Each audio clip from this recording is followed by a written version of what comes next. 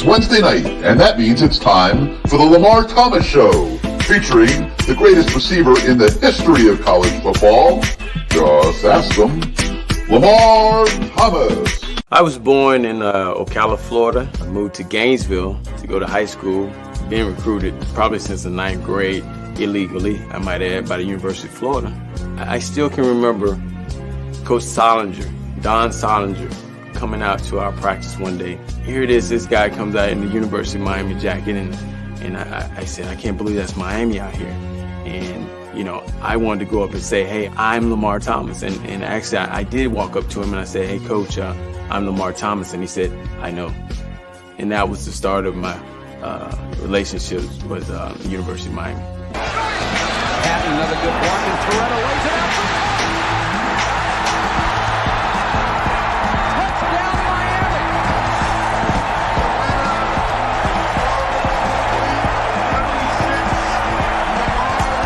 You come down here, you'll be on TV every weekend, dominating.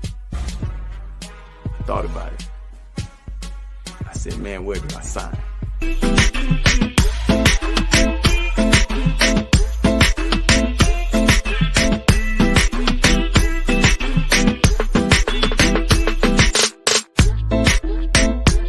My mom, on Saturday mornings, I would wake up and she'd be holding my hand.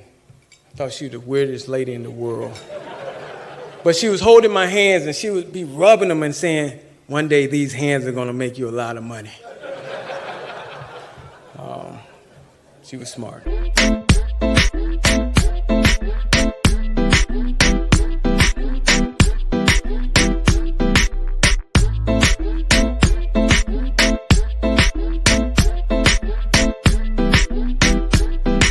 So now, here he is, the great one, along with co-host Gary Ferman of CaneSport.com, Lamar Thomas.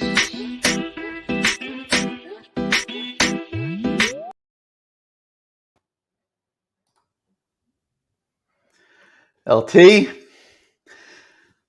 I'm amazed you showed up this week, my man. I'm amazed you showed up. I saw you leaving the stadium the other day. I know how rough it was for you. I know how rough it was for Canes fans. But we welcome everybody. It's Wednesday night, and that means it's time for the Lamar Thomas Show. And Lamar coming live from Canes Wear. And he's not wearing the same shirt he wore last week. I'll tell you that. That was a beautiful shirt, too. I don't think you'll ever see Lamar wearing that one again. Oh, man, I love that shirt. That was man, what an incredible shirt. I wish I could say I wish I could say the same thing about the game. Okay, how about that? Yeah, Jesus Louise, man. So I'm sporting the XFL hat today, so I can maybe get in a good mood to think about my new job. How about that? Well, 45-31, Middle Tennessee comes into Hard Rock and upsets the Miami Hurricanes. And Lamar, I know, we both are obviously total believers in what's going on down there. Or at least I know I still am. And, I feel that this program is going to get turned around. I didn't think we would ever see what we saw Saturday ever again, quite honestly. We saw it against FIU a few years ago. And I felt with this coaching staff in place, the way that I see the program trending, I didn't think there would ever be a day like that again. And then Saturday there it was, LT. And, I think we got to start out tonight talking a little bit about it, why it happened, how it happened, how things like that happen in sports. You've been on both sides of all different kinds of football games throughout your career. How does a team like Middle Tennessee State come into the Miami Hurricanes home stadium and honestly dominate the football game on both sides of the ball? Well, I can tell you this, you can come in, you can get off that bus like those guys probably did. thinking that this was going to be a easy game. Um, Obviously, they had not watched any other football around the country, and they didn't realize that this team circled them just like they circled Texas A&M. They circled this game, and they came out and they game planned. They did everything possible, and they just physically, mentally, every part of the game beat them down, and they were more. I wouldn't say more prepared. They just had everything going for themselves. After when you come up, you go out in pregame warm-ups and you do whatever you do, and you're excited. The excitement kind of goes away when you're down 14-0. That's hard. I mean, your first two plays, interception, touchdown, all that other stuff that's happening, whatever. And if you don't have a team with strong leadership, which obviously they don't, I'm just saying they don't. You can't win.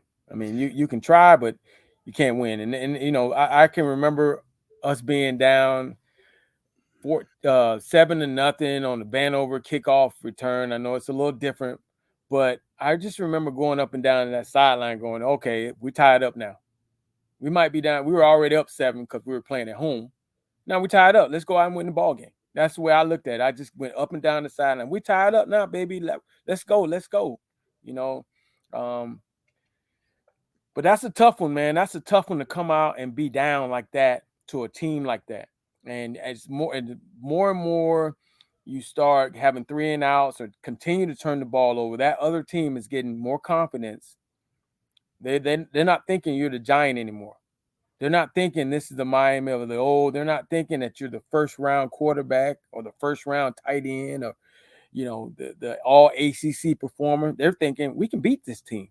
And I think it just got a little too late in the game. Obviously, your quarterback is not playing well. That's TVD. He's not playing well. Maybe this offense is a little different for him he's not picking it up right, but he's not playing well. And I need to slap the hell out of that guy that guy that makes all these predictions on the draft. What's his name? Kuiper. I would slap the hell out of him. If he comes down here, everybody just slap him. Just slap him.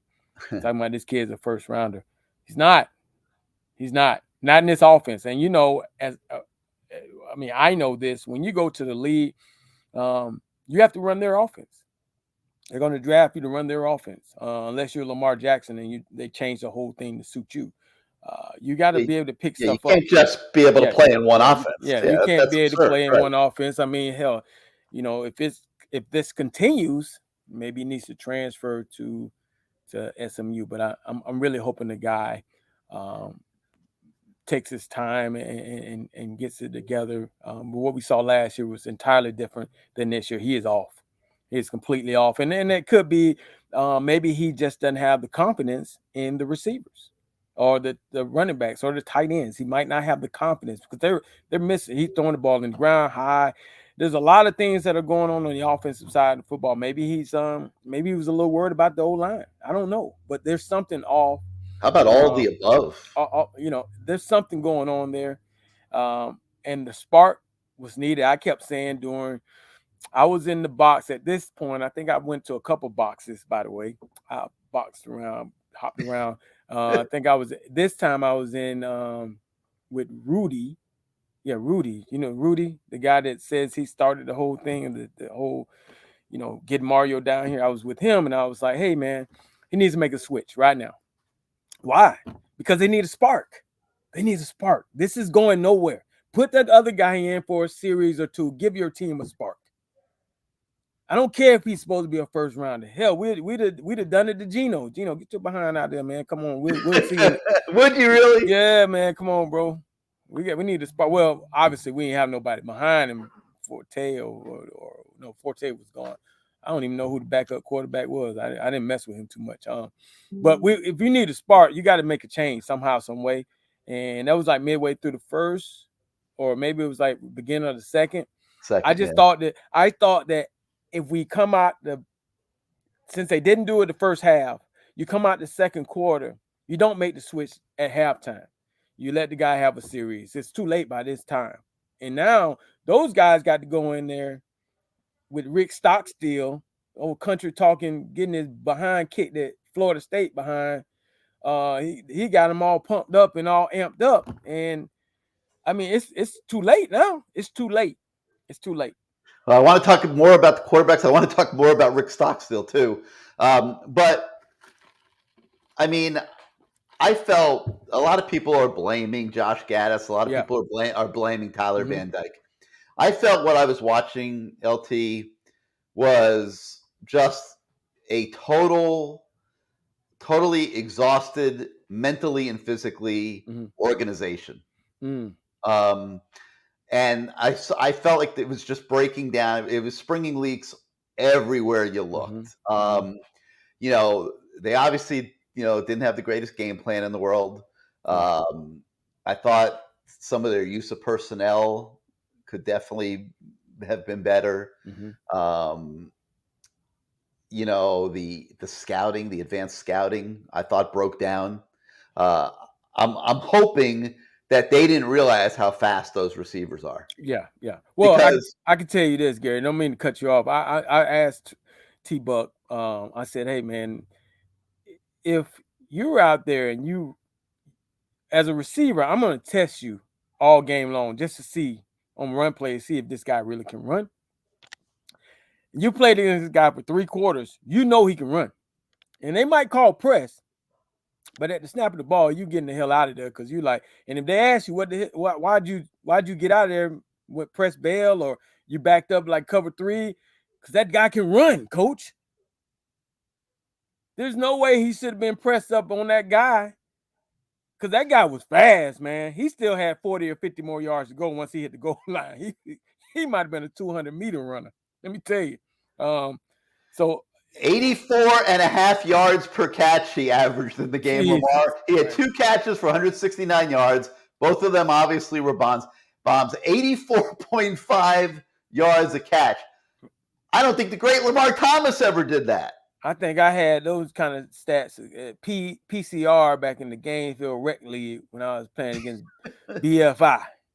And I think I had about 3 catches for about 200 or something, or maybe 300. I can't remember. But that just means that you're faster and you're better than the rest of them. And you know what? Hey, if you scouted these guys, you should know that hey, maybe we press this side and maybe we back off this side a little bit. Maybe bring the safety over to kind of goad him to run a slant so we can pop him. But we can't go press all across the board and be stubborn and say we're better than them when you watched on film. And those guys have probably come to the sideline and say, man, that dude is fast. Well, they evaluated Miami's corners, and they came to the conclusion that Miami's corners were not that fast. And that was their game plan. They were going to do what they did. And they knew that Miami would come up and press them. They knew Miami would man up on them. And it was automatic. As soon as that happened, they were going deep. And it worked every single time. They hit 3 long passes, got 21 free points on top of the 10 points that the offense gave them with those 2 interceptions to start the game. They spotted this team, Lamar, 31 points in this game. So, but, I just felt like I was watching an mentally and physically exhausted organization, from the players to the coaches to the support staff. Those coaches and that support staff, they've been going hard for 9 months. Right. Okay. And hard is one thing. Hard when you're working with Mario is a whole nother deal. And they go to College Station and they lost. Right. And they get back at 5 a.m. And now they're playing Middle Tennessee. And I think human nature kicked in. We got the week off. Well, I tell you, those guys on the other side were saying, hey, man, that's why you're getting the big bucks. You're getting $500 a watt, $500,000 to coach a position. And we're only getting $70,000. We're going to get the best game plan. Because I've been on the other side. I've been at the Western Kentucky's playing against the University of Kentucky, seeing the receiver coach over there making $300,000. I was making $70,000. So it was personal that we won the game. It was personal. Great point. And so for those guys on the other side, you took it light, and they're laughing all the way now because they probably get a raise off just that game. Hell, they might even get $10,000 bonuses. Plus, the 1.5 million that they got. Let's not talk about that. The 1.5 million that the school got. That hell, they didn't even get Bethune-Cookman that, and Bethune had more fans come to the game than Middle Tennessee's fans, and they had a good band. They only got 400,000. Where's the disparity there? And that, I mean, hell, and Bethune lost about 8 players for the year. So, I mean, it's. I'm just very frustrated right now, and you know what? Those guys that are making that money, there's a reason they're making that money. You're there. Mario is getting it out of you, and you gotta figure out a way to turn this around. You got to figure out a way, and thank God that they have an off week this week, and like Gus' dad said, there's no better motivator than fear. Yeah. You bench guys. You tell the quarterback, hey, you're in the competition now, buddy. I know you're in the first. I know you got driving around the Bentley and getting 500,000 and all that other stuff, but you're in the competition, bro. And if you don't win, you can continue to ride in your Bentley. But we got to win games, man. We can't go out here and play like this because it's embarrassing. And on top of that, you can't go out there and say, I like to play on the road more than I like to play at home. Come on, man. Because let me tell you how much more pressure did that put on him? I mean, being quoted saying that. I mean, man, he was not thinking. No. He obviously doesn't know that this is South Florida. There's certain things you just kind of live with, and for me personally, I was telling somebody today, it didn't matter if we were 30,000, 20,000, we were coming out, we were going to play ball and we was going to try to win. We were going to try to do everything possible, get stats, all these things that were motivators to us, also to get you back to the game. If we won, we knew you were coming back. See, that's what I like.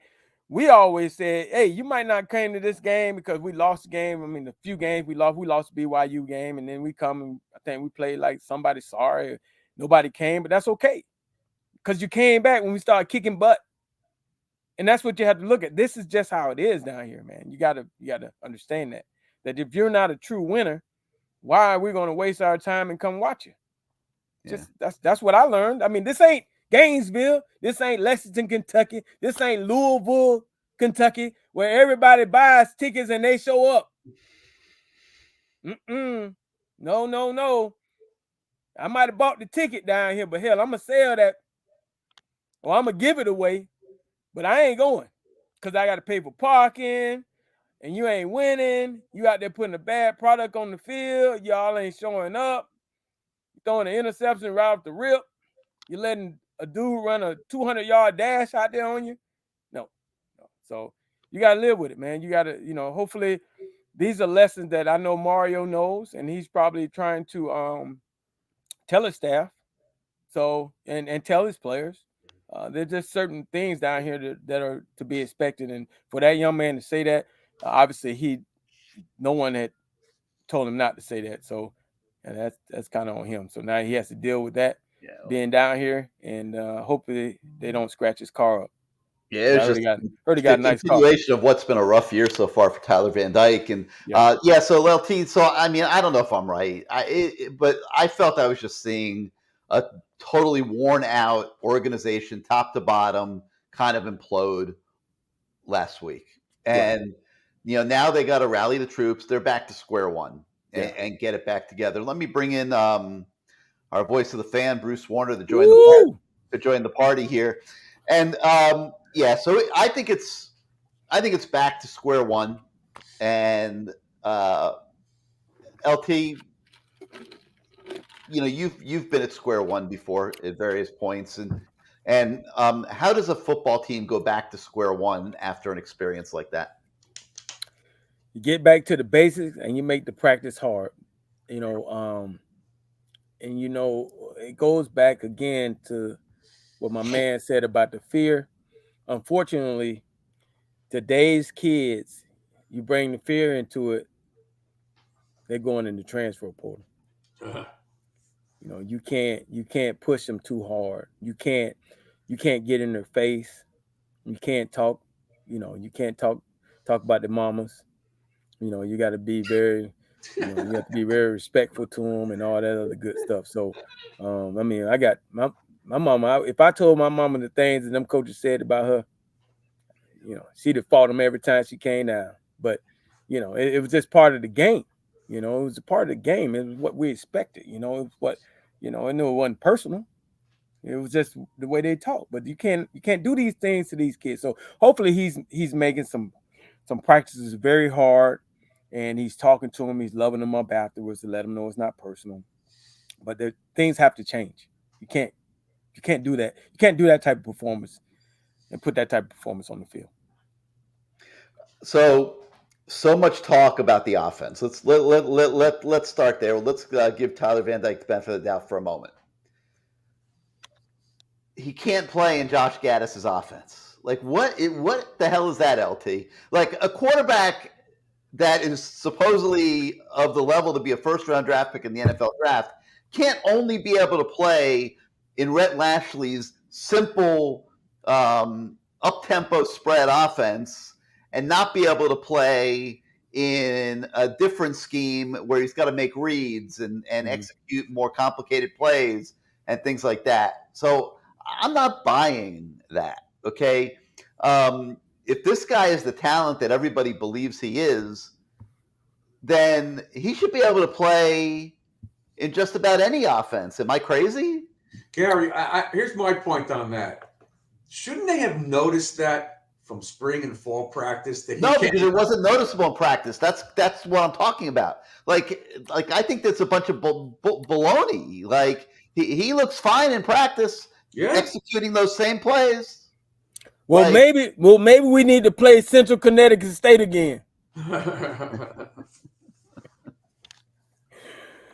It's just, again, this young man who Kuiper has talked about and raved about, and we get a new coordinator. It's part of the game, man. You got to learn it. We had to go from Jimmy's to Dennis's. For some people, it fits. For some people, it didn't. Yeah, you went from Gary Stevens. Yes, Gary Stevens, where I was down in the 3-point stance as a receiver. I couldn't do it. I was not strong enough. But when I stood up, I was stronger. You understand? So I don't know if you would have heard of Lamar Thomas in the 3-point stance. But I got Dennis Harrison who comes in, and I got to stand up and I got to look down on guys, and I felt I had confidence. So, there with was an this intimidation factor with that too. You're bigger than these guys. Yeah. Well, I was taller. I wasn't bigger. I was taller. That's right. We know the weight room stories. Do you think that Mario, this is to either one of you, you think Mario sat down with Gaddis and said to him since last Saturday, we better fix this. You got to make some adjustments. They were playing us off the ball with like 7 guys in the box. Yeah. The wings were open, the middle was open, and we're still throwing balls down the field. Right. Do you think he had a conversation with him, Lamar? You would know. I mean, I would think so. I mean, you're a hard coach. You're a Jimmy Johnson type coach. I would think that he has those hard conversations with Gaddis.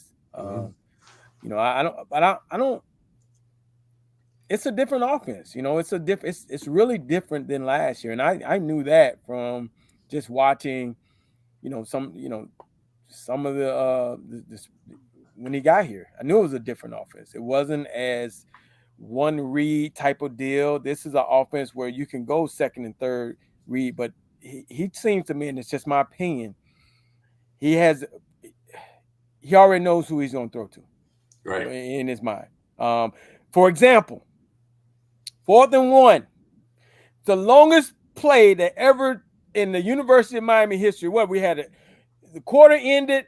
They walked all the way down, timeout after timeout, and guess what? You call a play that no one told the tight end, hey, bro, you got to get in the end zone too, because if he catches that freaking ball, it's not even a touchdown. Right. And then there's a guy that's standing right behind him, maybe 3-4 yards, terrible spacing, by the way. That's wide open. Mm-hmm. So in my mind, I see that. I'm saying he already said, I'm throwing to this guy. This is my guy. I'm throwing to him. Now, I think, guess who else said that? Middle Tennessee State.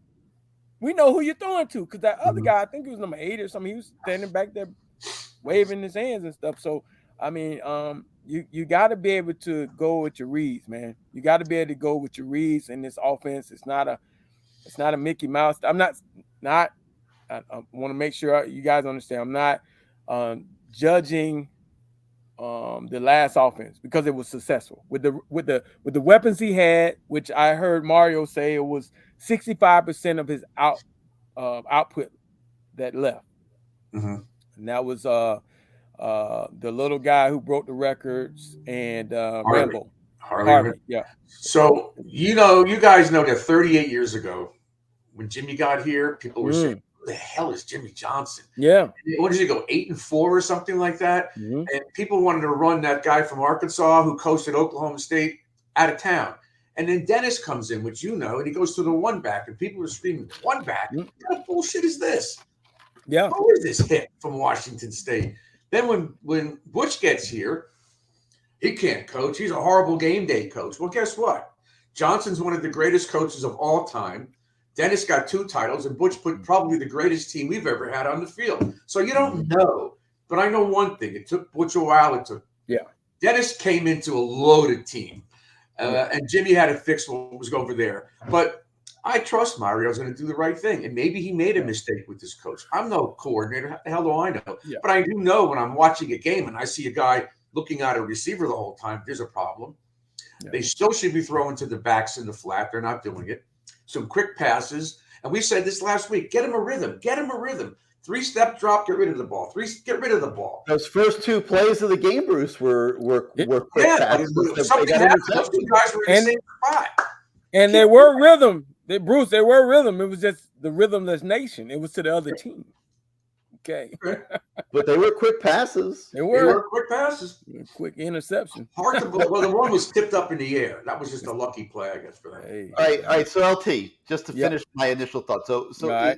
is there any legitimacy to this whole Tyler Van Dyke can't play in Josh Gaddis's system? What is Josh Gaddis's system? What are you seeing that makes it so the plays of Josh Gaddis's system so distinctly different from the passing plays in Rhett Lashley's system that this should even be a topic of conversation? Well, again, some of it goes to weapons. The guy had some weapons last year. I'm not saying that these guys aren't weapons, but they're developing. I'll say they're not weapons. Yeah, well, I mean, I hate to have to. You're a receiver. You get, but I'll be honest, and I'll say guys, they are not weapons. They aren't. Well, they're 22s, and they could be an AK-47, but they're 22s. Last year he had some AK-47s. So, and then it's they don't really throw a lot of bubble screens like the other offense where you kind of get the ball in the receiver's hands as fast as possible, because that's not his deal. Most of his stuff is run the ball and get you to suck up, and when you suck up, we're gonna throw it over your head on the post, or some downfield stuff where you have to make the plays in one-on-one coverage, some posts, some digs. There's a lot of good stuff in this offense, but it revolves around the O-line doing their job, which they've been pretty good. But the other team had a plan for them. It depends on the running backs running the ball. Well, we've been okay with that. Just now everybody's hurt. And the tight ends catching the ball, we've been okay. I tell you, they took a step back last week, though. That guy, I don't think that guy is a first rounder either. Well, I think Mallory is not. Yeah, I think he's okay. He's a little stiff. Yeah. He's stiff. He's a little stiff, but he's a good player. But a lot of it just depends on. I mean, there's some old school Big Ten type football that Josh Gaddis has going on, but you got to get those players in there. I mean, you're stuck with the players that you have when you get there, so you're trying to mold them into your offense. Unfortunately, you don't have a lot of time to change your offense to fit them. The only I can go back to the Bobby Petrino, the Lamar Jackson story. Bobby Petrino, as stubborn as he is and as bright as he is and everything else, he said, "To hell with this. I have to cater my offense to this young man." I have an offense, but let me see if I can let him do what he's comfortable Lamar doing. Jackson is a different quarterback. Yeah, he is. I'm going to let him do what he does best, and I'm going to teach him my offense. Now, Josh, Tyler got rid of the ball fast last year. He's holding it this year. He's holding it. I don't think he's sure of his reads. Maybe I'm wrong. It looks that way. And then he gets stuck sometimes on that one guy. And if it's not open, he's tried to force it. He's seen that his arm is not as strong as he might think. And those other teams are also scheming it up too, where they're saying, we're going to take your tight end away from you. Okay, we're going to let you we're going to let you guys be one-on-one on the outside, and you guys are going to have to make plays. All I know, Lamar, is if he's the offensive coordinator and you tell 1,000 people that they're at the line, jamming the line of scrimmage, they're coming after the quarterback, wouldn't most of us call a screen? Where was the screens? That slows down that pass rush until they stop the screen. I'm still throwing it. Just like I think I mentioned this a week or two ago. We played App State 4 or 5 years ago, and they were stacking that box. And every time Kaya got the snap, he threw it to the right, he threw it to the left. And those guys were running up the field, and they got those linebackers out of that box. And that's what they didn't do against this team. They out-schemed us. They out-coached us. They out-schemed us. Well, but it's not that, a kid like this, he's going to get his ass kicked. But get rid of the ball. Throw a screen, slow down the pass rush, then play action would work. But he didn't do it. Yeah. He just played right into Middle Tennessee's hands. That's what I'm having a problem with this offensive court. I hope he could adjust. I like what Mario opened the press conference up with by saying, this is on me. This is a poor job by me. Mm-hmm. You take full blame on it. Hell, you're making $8 million. You got to. And then you go in that meeting room, you get them one by one, and you say, hey, bro, we got to tighten up. Yeah. We got to do something. We got to figure this out. Probably not in those words. Probably not quite in those words. It was in Spanish. You know what I'm saying? He did some of that Spanish talking over one of them little drinks in the little cup. Some cafecitos. I feel pretty confident that there were some animated conversations behind closed doors. In that building on Sunday, because it really was. It was to me a total organizational collapse, and every layer of it broke down last week, and you can make a million excuses. It's unacceptable, but I still believe in my guy. I still believe in the program. 100%. I still believe. It is what it is. But if Mario can't do this, forget about it, man. We might as well retire. Seriously, if Mario can't get this done. It's interesting that with all the bitching and complaining and all the people ripping Gary a new behind on CaneSport, which he's got tough skin. I don't have it like him. Listen, it comes with the territory. What are you, a lizard? What are you, a lizard? If they beat North Carolina, how much you want to bet the whole tone changes? The whole tone changes, no doubt. Let's do it. Tone changes. So you know what? I'm not giving up now. I'm going to see what happens. Yeah. But Lamar, let me finish that subject so we don't get away from it. So this offense is not the right offense for Tyler Van Dyke. True, false, a bunch of baloney. Man, I'm hoping not be right for Miami. Period. I'm hoping that I'm not giving up hope. Josh Gaddis was, he did some good stuff his last spot, and maybe he had the weapons, and maybe he had the quarterback. I don't know. So I'm going to continue to give the guy a pass until upon further see some more of this football. But if it continues to get bad, then I'm gonna have to turn on my man, just like everybody else doing. I hate to do that, but hey, it is what it is.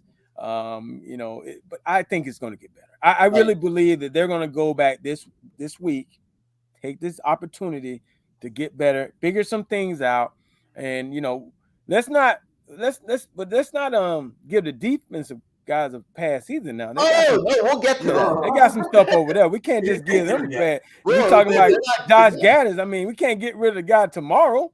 No, he's got to work on. But that defense too, they got some stuff going on over there too now. So here's my next question. All right. Neither Josh Gaddis nor Tyler Van Dyke has receivers to work with that are as productive, I'll use the word productive, as what Tyler Van Dyke played with last year, which was two guys that were not even good enough to get drafted into the National Football League, I will point out, but they were way better than what we're doing right now.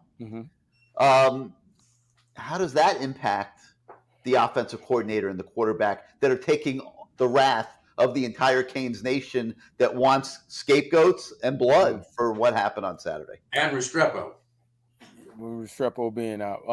You know, you can't, you just, we didn't have the social media back then. We just showed up at the stadium. But now they got social media. You got to stay off it.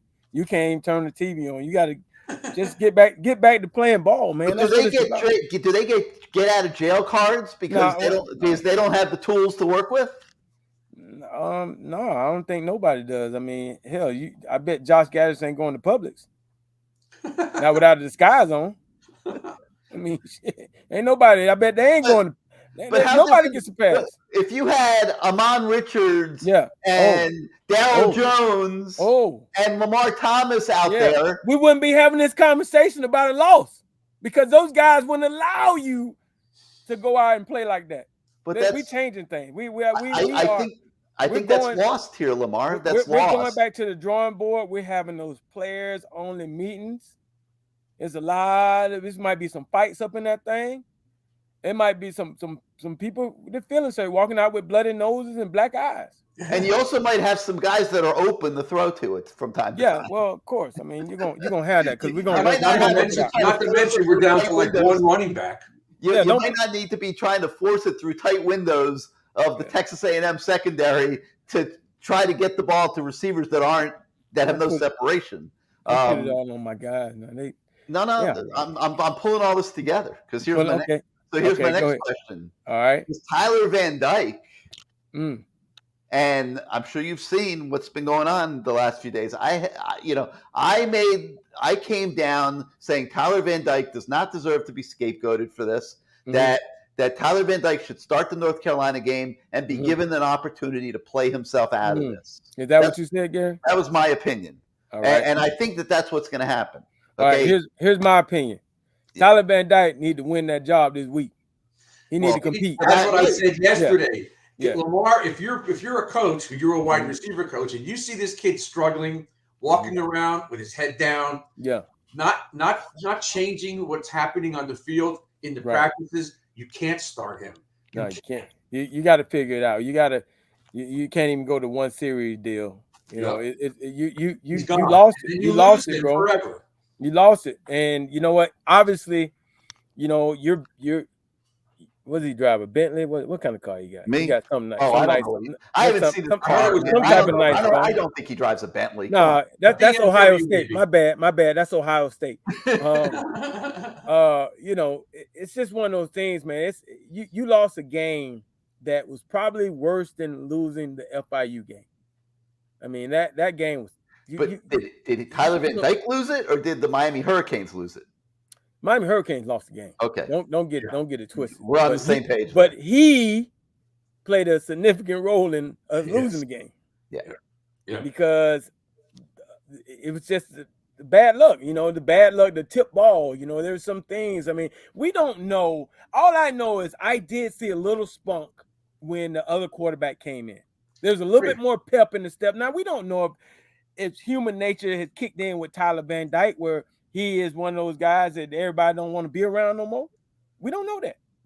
But you think about it, they're getting a lot of stuff handed to him, and how is making this is the thing I had the problem with this whole NIL thing. That was my next question. Because what is the jealousy rating on the team? 100%. The hater rating on the team. I mean, I'm looking at my man Gino. I love him to death, but if you're telling me Gino getting 500 and old LT, this man guy only getting 50, come on, man. Bro. And that is what is taking place. I mean, he everyone's getting paid something, but he is making astronomically more than anybody on the team. And that was going to be my next question: does jealousy kick in? Because here's the deal: it's not like you're going to the NFL where it's already ingrained. The college kids are not mature enough to handle another man's pocket. In NFL, you're slated in there. You're just saying, I got to play to get my money, to get to where those guys are. And you don't complain about it. Well, in college, they're like, hey, man, that was the thing with this whole NIL thing in the beginning. I was like thinking how much jealousy there was going to be on a team that was immature without true leaders, and how that was going to work. And if, let's say, a guy turns into that Spencer Rattler guy, everybody on the team want to kick his butt. You just never know. And who wants to play for a guy like that? I don't know what TBD. I've heard all great things about him. I'm just throwing it out there that maybe he's a very nice kid. Yeah, very nice kid. Yeah, but I could see there being jealousy.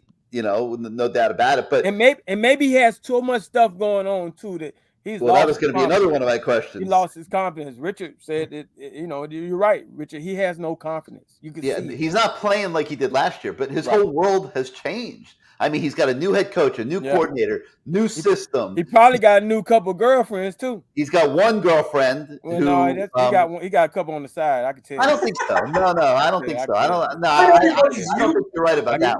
But he does have agents following him all over the place. Right. It got to the point where I couldn't. There were a couple times, Lamar, and I know Tyler relatively well, where I was just having casual conversations with Tyler at events and stuff, and one of his agents would walk up and make comments like, "Next time we're going to charge you for that." Right.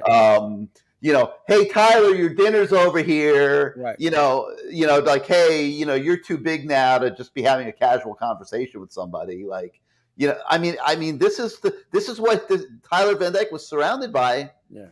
In the off season. He's NIL contracts like crazy, people predicting him to go in the NFL draft, people throwing him out there as a Heisman candidate.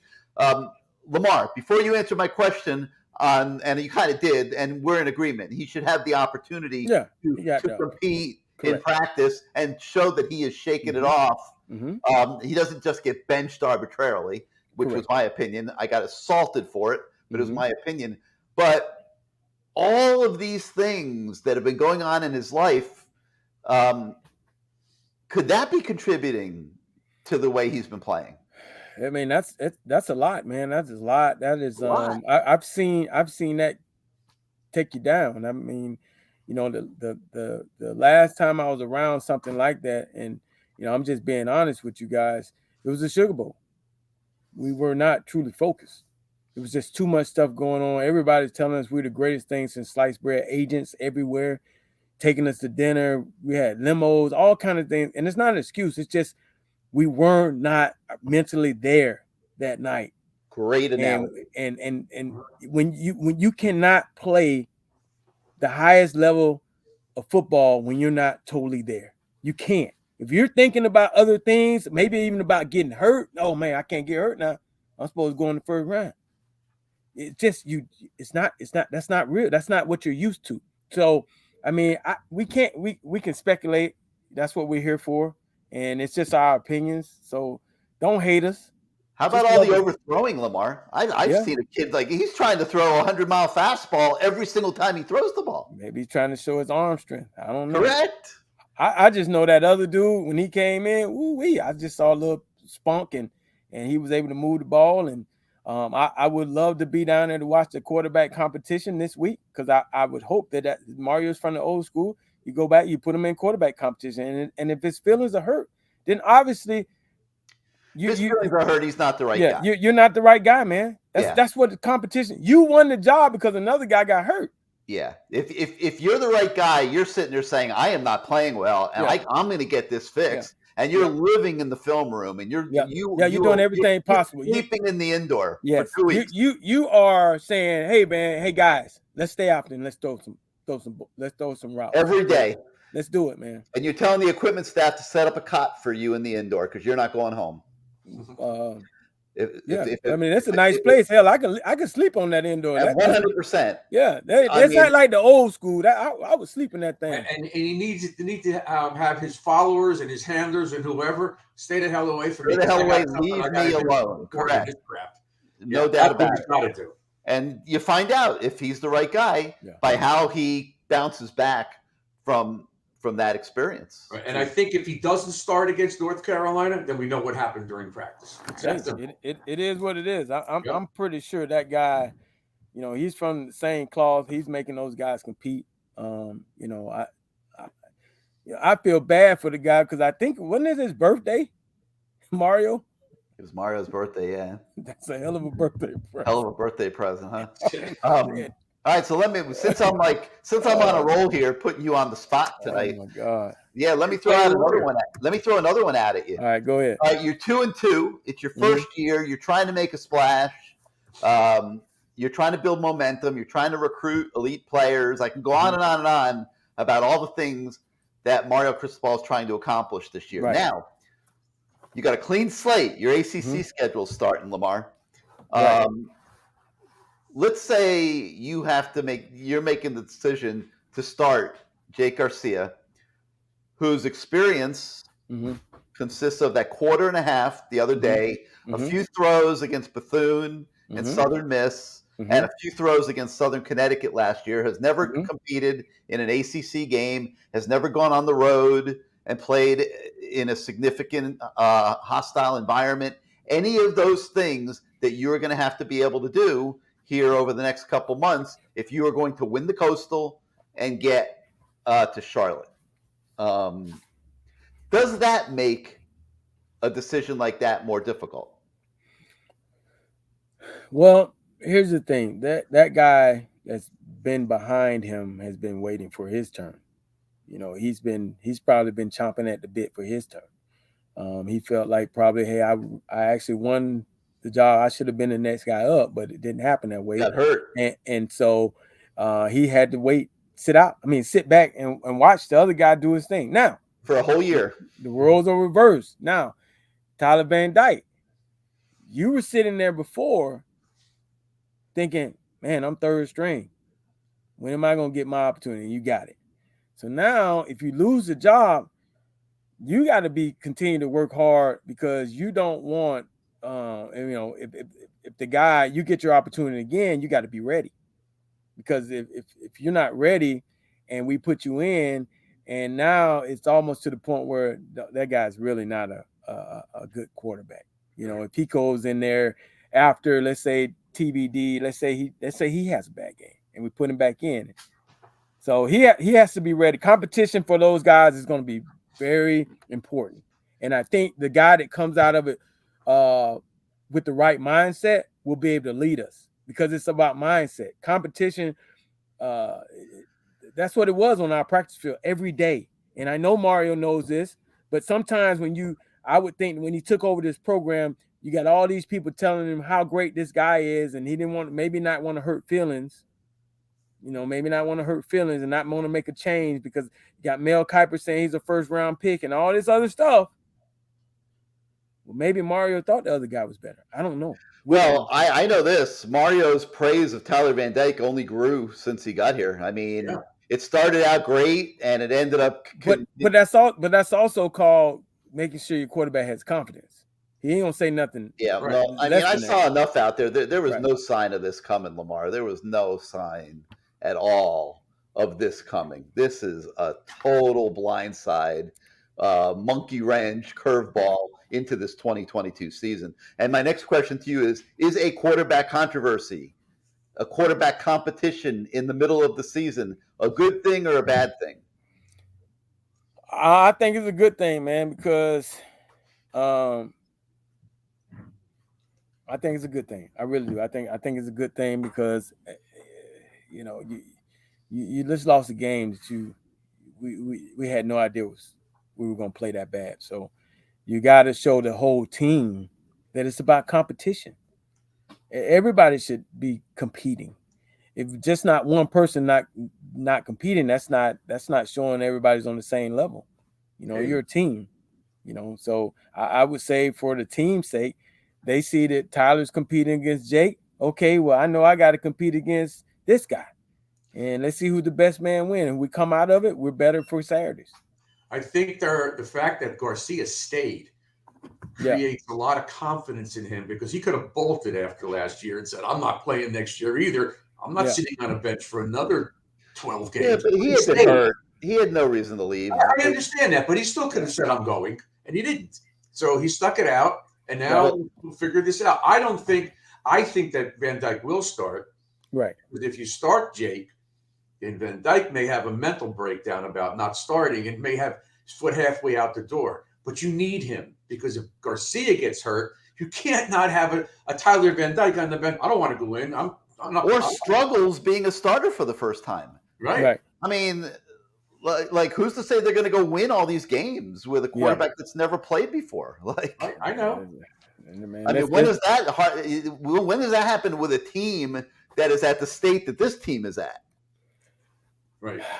I did not think we'd be having these type of conversations this early. I know. I thought maybe these conversations would come in ACC play. Maybe we'd slip up, but not against Middle Tennessee State. Oh, man, the master plan was have a great season, go to the NFL, and then Jake takes over next year.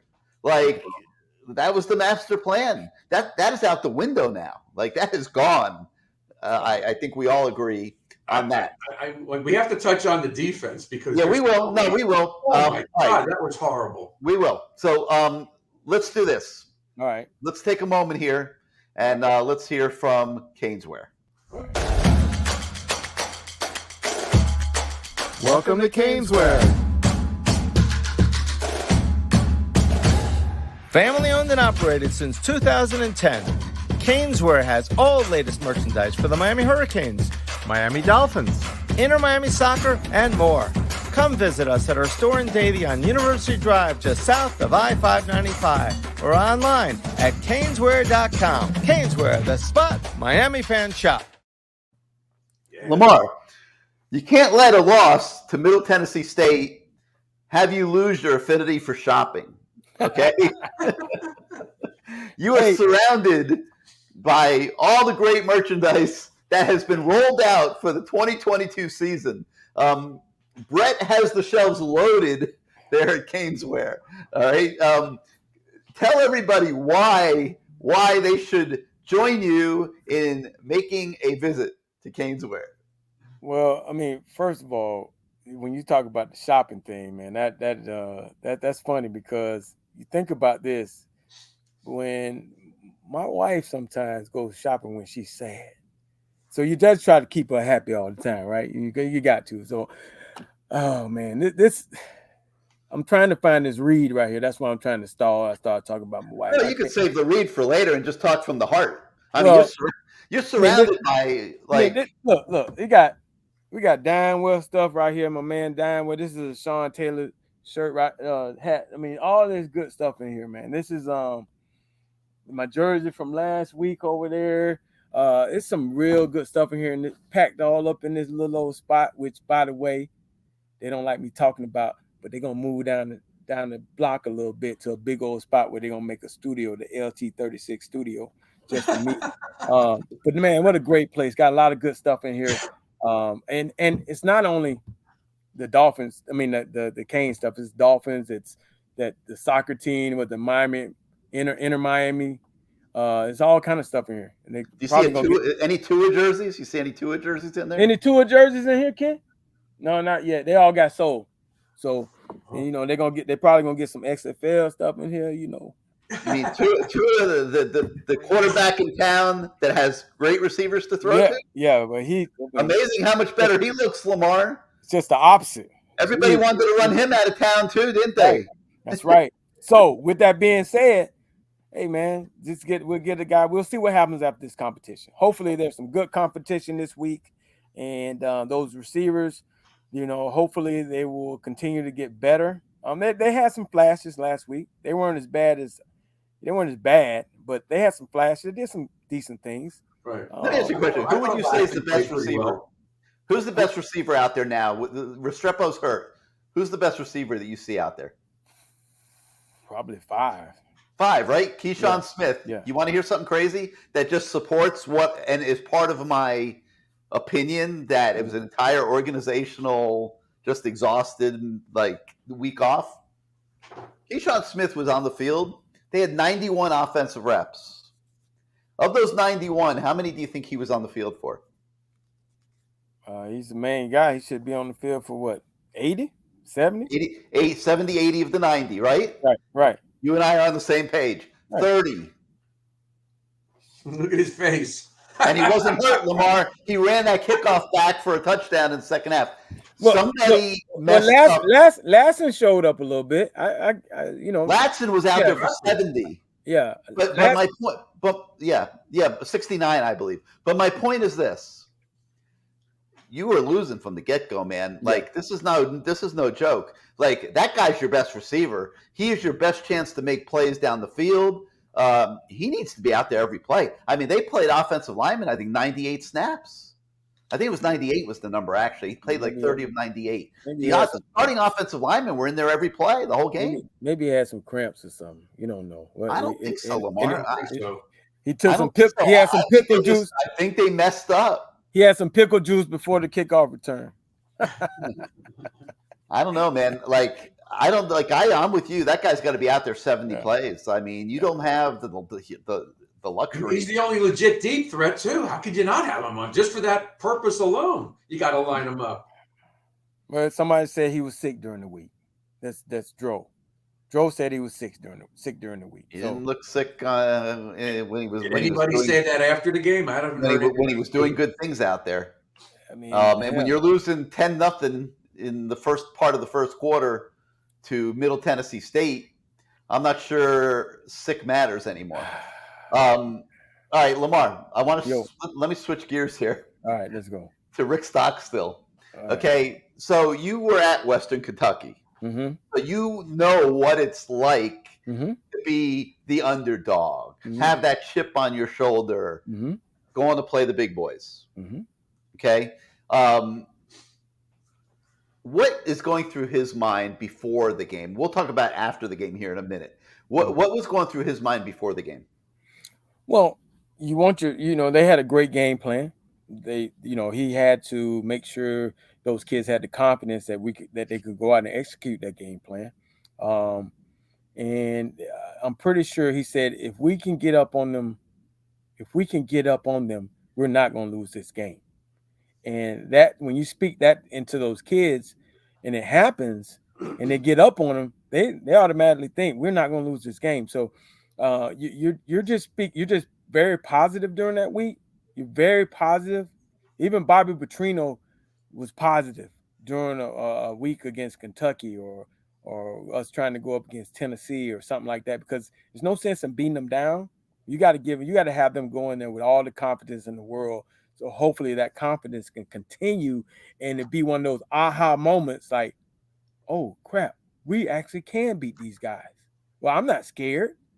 I'm going to go in there and run in there and bust one of them up, but just think if they were scared, there would be a totally different outlook on it. Oh man, I don't know if I'm good enough to go against that guy. I saw the confidence continue to grow. And by halftime, they were world beaters. They were world beaters by halftime. When they came out second half, it was not a letdown. It was no letdown in those guys. And Rick did a good job of, I think Rick probably took enough ass whoopings at Florida State against Miami that it really meant something to him to win this game, because the way it is what it is. They won, and they got $1.5 million. Yeah, $1.5 million. I mean, where is that school anyway? I was trying to figure that out. I don't know. 1.5 million up in Middle Tennessee is probably they got some new bars down there. They can get enough hookers for a month. Yeah, they can do a lot of things up in Middle Tennessee. That's in the middle of Tennessee. We talked about Florida State. Murfreesboro. There you go. So when you played Florida State, didn't you have a letdown the week later? All the guys I talked to said the same thing. They played Florida State, and the week after, no matter what, they were the week before. The week before, right? We were, obviously. It's human nature. These are kids. They're not robots. But you get out there, man, and you have to, what I used to always think that if I can make one big play, it'd get us pumped up.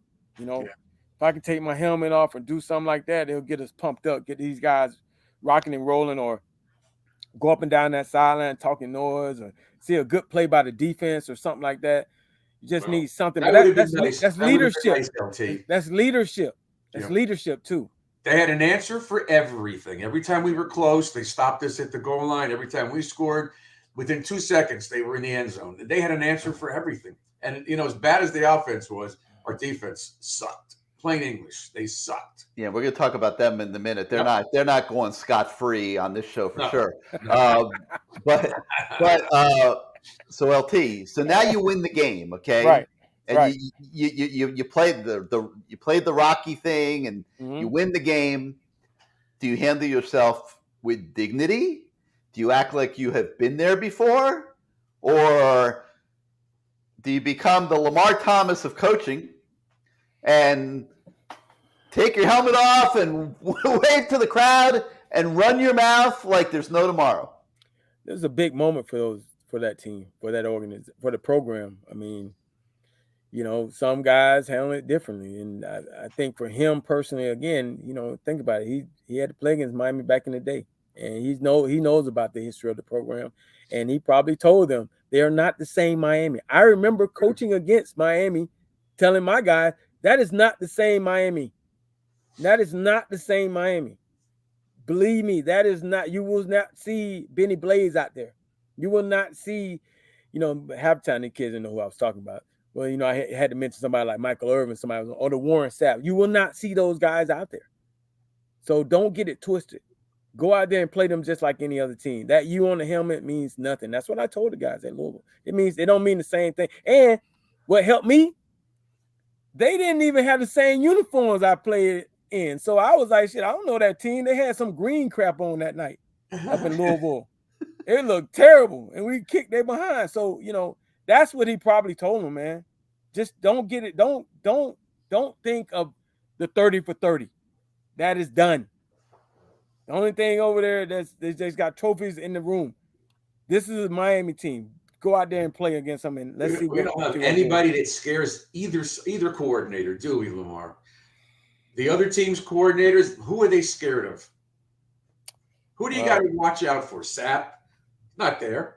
Russell, not there. Cortez, not there. There's no linebackers. If you're not scared of the quarterback, nope, then you're not scared of anybody. Yep. And they got $1.5 million. And they got so anyway. So here, this is Rick Stockstill right after the game. Fantastic win. Extremely proud. Happy for our players. It's always fun to do stuff that nobody thinks you can do. And coming down here, 26-point dogs, and kicking their butt like we did, because it was a butt kicking. There was no fluke to this. And just really proud of our team, the toughness that we played with. We were the tougher team here tonight. It was a butt kicking. There was no fluke to this. We were the tougher team. All true, by the way. I wonder what type of moonshine he got when he got back there. I'd say like apple or maybe cherry or something like that. Pear, moonshine. But he looked like a moonshine drinker. So they had all kind of moonshine for him, boy. But he was excited, man. I tweeted that, man, I don't know how I would have took that if I'd have saw him in a local watering hole and he said that after the game. I don't know how I would have reacted, but he deserved it, man. They won a game that no one thought they were going to win, and not win it by the last second. They dominated. Well, then he goes on local radio. Oh man, it's more? Oh yeah. And he says this, Lamar. 2 goal line stands, we stop them down there. They ran for 194 yards against Texas A&M, the number whatever team in the country they were. They ran for 68 against us. They averaged 1.6 yards per carry. They gave us 1.5 million, but they got 1.6 yards per carry. But, I don't know where that came from. I'll tell you where it came from, Coach. It came from your soul. Hell you talking about? It came from your soul, Coach. 1.5 million. They gave us 1.5 million, and we held them to 1.6 yards per carry, Lamar. Oh, hey man. Hey, that's probably the greatest position. The girl that was producing the show. She's like, oh. Jason said it best. He deserves a gloat, man. He's auditioning for a new job. Good for him, man. Good for him. I mean, it is what it is. This is his moment in the sun. His 5 minutes of fame. And because hopefully if they don't go out next week, they get their behind kicked like they were doing beforehand. It's back to the same old. We'll have that in our hearts and in our heads.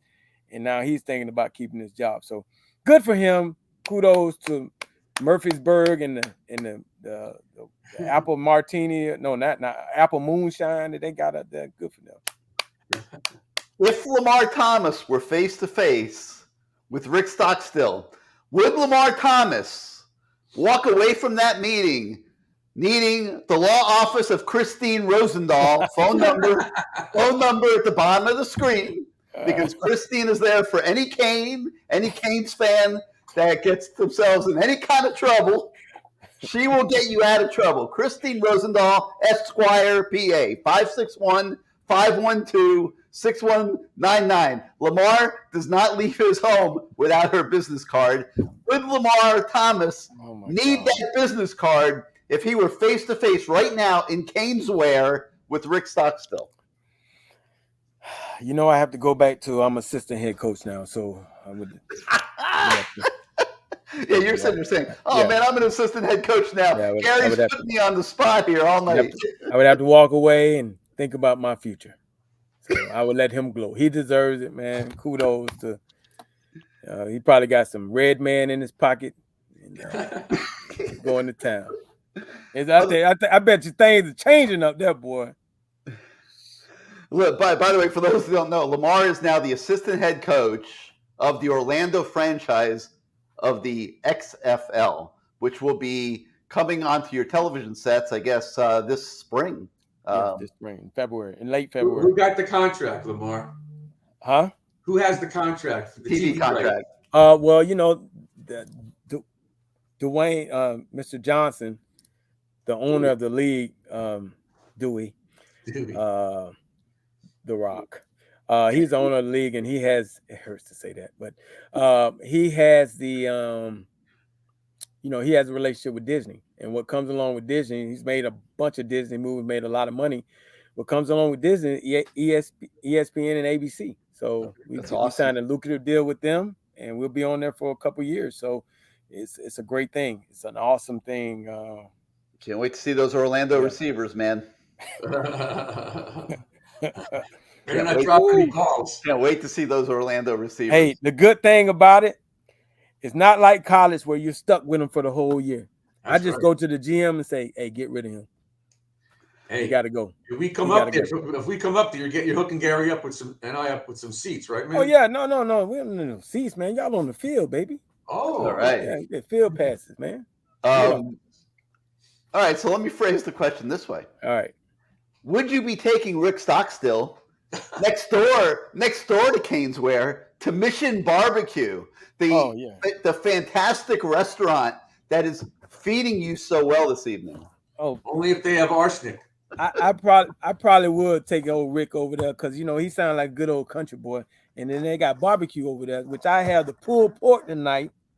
The pulled pork with some French fries. I actually got 2 orders of French fries because I ate one, which they're gone. Because my daddy said don't eat on the screen. There you go, Dad. And now I have my pulled pork and French fries for later on. Yeah, buddy. But I would take old Rick on over there and we would sit down and talk some country stuff. Maybe even sneak a bottle of moonshine in there and some red man. And we'd go have a good time over there. All right. So now my next loaded question. All right. I'm on a roll tonight, man. This is fun. You're a lawyer. No, man, this is fun. Yeah, you're right. Yeah, I'm like the deposition of Lamar Thomas. It's like the deposition. Yeah. All right. So now you got Rick Stockstill in Mission Barbecue. You guys are having dinner and chomping it up a little bit. The red man got my cup. What's he going to tell you about the Miami defense that he shredded? And I've got the figures. His quarterback, Chase Cunningham, went 16 of 25 for 408 yards and 3 touchdowns. Lamar, this was the first time in this century, and nobody knows how much further back this fun fact goes, that a quarterback threw for 400 yards with 16 or fewer completions Wow. against FBS competition. Wow. 98, 89, 71, and 69-yard passes in the game. They had not had, coming into this game, a single completion of more than 60 yards since 2019, Lamar. Since 2019, they had not completed a pass over 60 yards. They had 4 of them against the Miami defensive backfield. Lamar, what the heck was going on out there? What happened on Saturday at Hard Rock Stadium? Well, it sounds like they watched a lot of film on the secondary, and they obviously knew what they were doing. They got the matchups they wanted, and they exploited them. I mean, obviously, our guys did not play well, and they got exposed. The scheme, whatever the scheme was, you might need to change that halfway through the game and say, hey, it's kind of like on that one football movie where the defensive coordinator and the offensive coordinator, he said, hey, man, they kicking my butt. I need help. He should have changed his whole game plan and been like, man, let me back the hell up and let them call more plays and run more plays, and then saying, oh, we're a better team than them, and challenge them, and them saying, no, you're not. Yeah. You know, you got to at some point change. And that quarterback was able to scramble out of some things. Yes, he was. And the gap containment was abysmal from the D line.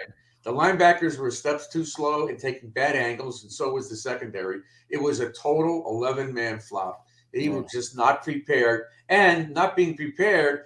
But 2 weeks before that, when they were playing Southern Miss, they had a bad first half, and they made adjustments on offense. But there was no adjustment in this game. Nothing worked. I didn't see anything different. They should have been playing zone, too deep, whatever, and made them throw underneath. Especially when you don't have the speed that they have. You can't do this. That's what's scary about some of the things we're seeing. It's not just Mario. It's just, oh my God, all across the board. Mario can't do anything about that. He can't do anything about that. Like, yeah, I mean, it's like, that's why I call it a total organizational collapse. Just everything was so messed up and so flawed, and that just, and then I say to myself, how does that happen? How can that happen? And the only explanation I can come up with is mental and physical fatigue. Like, we are upset, we're tired, we're beat up. We play Middle Tennessee State this week, and then the off week, and then off week, and it's time to catch up on some sleep. You could be right, Gary. I mean, but that's all part of the business. I mean, you took a job, and let's talk as far as coaches. You took a job knowing that this man, you got a lot of money. You know this man was going to grind it out. He's a grinder. So you knew coming into it what the deal was going to be. Players, you were begging for it. You got it. You got a grinder. And things are changing. And then maybe this was a good thing. We'll see. I mean, maybe, guys, look at this like this. It could be a good thing because you got to make it a good thing. You got to make it a good thing. But we were not expecting, I kept saying, I said 4 losses. I said 2 at first, and I saw some things I didn't like. I said 4. Okay. I didn't know it was going to be Middle Tennessee. Right. I trust in this guy primarily because we were in the trenches together. I mean, well, he was in the trenches. I was on the outside. But we lined up on the line together sometime when I played X. Never in the trenches. Yeah, I was not in the trench. I ain't even shipped down and even fake like it. No. So I trust in him, and I believe in that staff. I believe that they have enough experience on that staff to make the proper adjustments. You know what's funny, guys? A few months ago, these same people that are writing these comments on CaneSport in the posts, when we had that run of the recruits, the 4- and 5-star guys, they weren't talking like this. They were laughing at everybody else, and we're going to beat Florida State and Florida and Alabama. You're next, and look at who we're getting. This is just the beginning. Guess what? Now they've turned on this guy in 2 minutes. Oh yeah. And that's just hypocritical. You believe in him or not. You can't do that, guys. You can't turn on your coach. You can't. Who just got here. You can't. I mean, everyone's mad, everyone's angry, but we got to get it together. Now, in the lobby, Lamar, is a guy that is an absolute grinder. Yeah. A guy that absolutely would have run by defensive backs. Yeah. Except he would have been wearing a Canes uniform, like what we along the lines of what we saw Saturday at Hard Rock Stadium. And now he has a title behind his name, PhD. Okay, so he's going to come on here right now, and he is going to make sense of all of this for us. Explain it all. Daryl Jones, welcome to the Madhouse. Welcome Hey, to glad the to be on. Thomas Show. Hey, What's up, glad number to be on, man. It's still good to be a Cane, even though we didn't like that Saturday game, but it's still good to be a Cane. Daryl, let me thank you for coming on tonight, but let me ask you a question. I saw you before the game. Yeah. I saw you before the game. You had the biggest smile on your face because you know what? We were at home. The boys were there. You know, we chumping it up. We giving high five. We giving the love. Yeah. Did you know or did you think? Because you got a great relationship with the man up above. Did he tell you this? Hey, I'm gonna tell you, man. I was shocked by the Middle Tennessee game, and I wasn't so much shocked by losing. It was how we lost.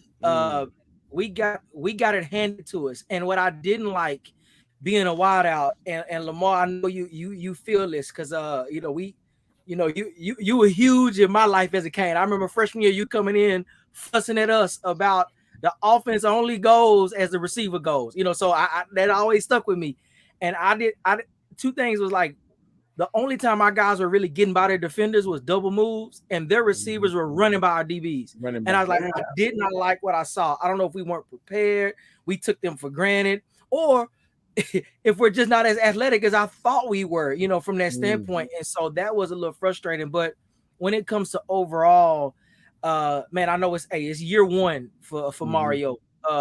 It's a lot. I mean, with the landscape has changed so much with transfer portals and all this kind of stuff. So it's so new trying to get his guys in from recruiting. It's going to take 2 or 3 years to really put his stamp on it. What I want to see more of, and I've seen it when I went to practice, just kind of that the change in the culture when it comes to a culture of competitiveness. I want to see competitiveness.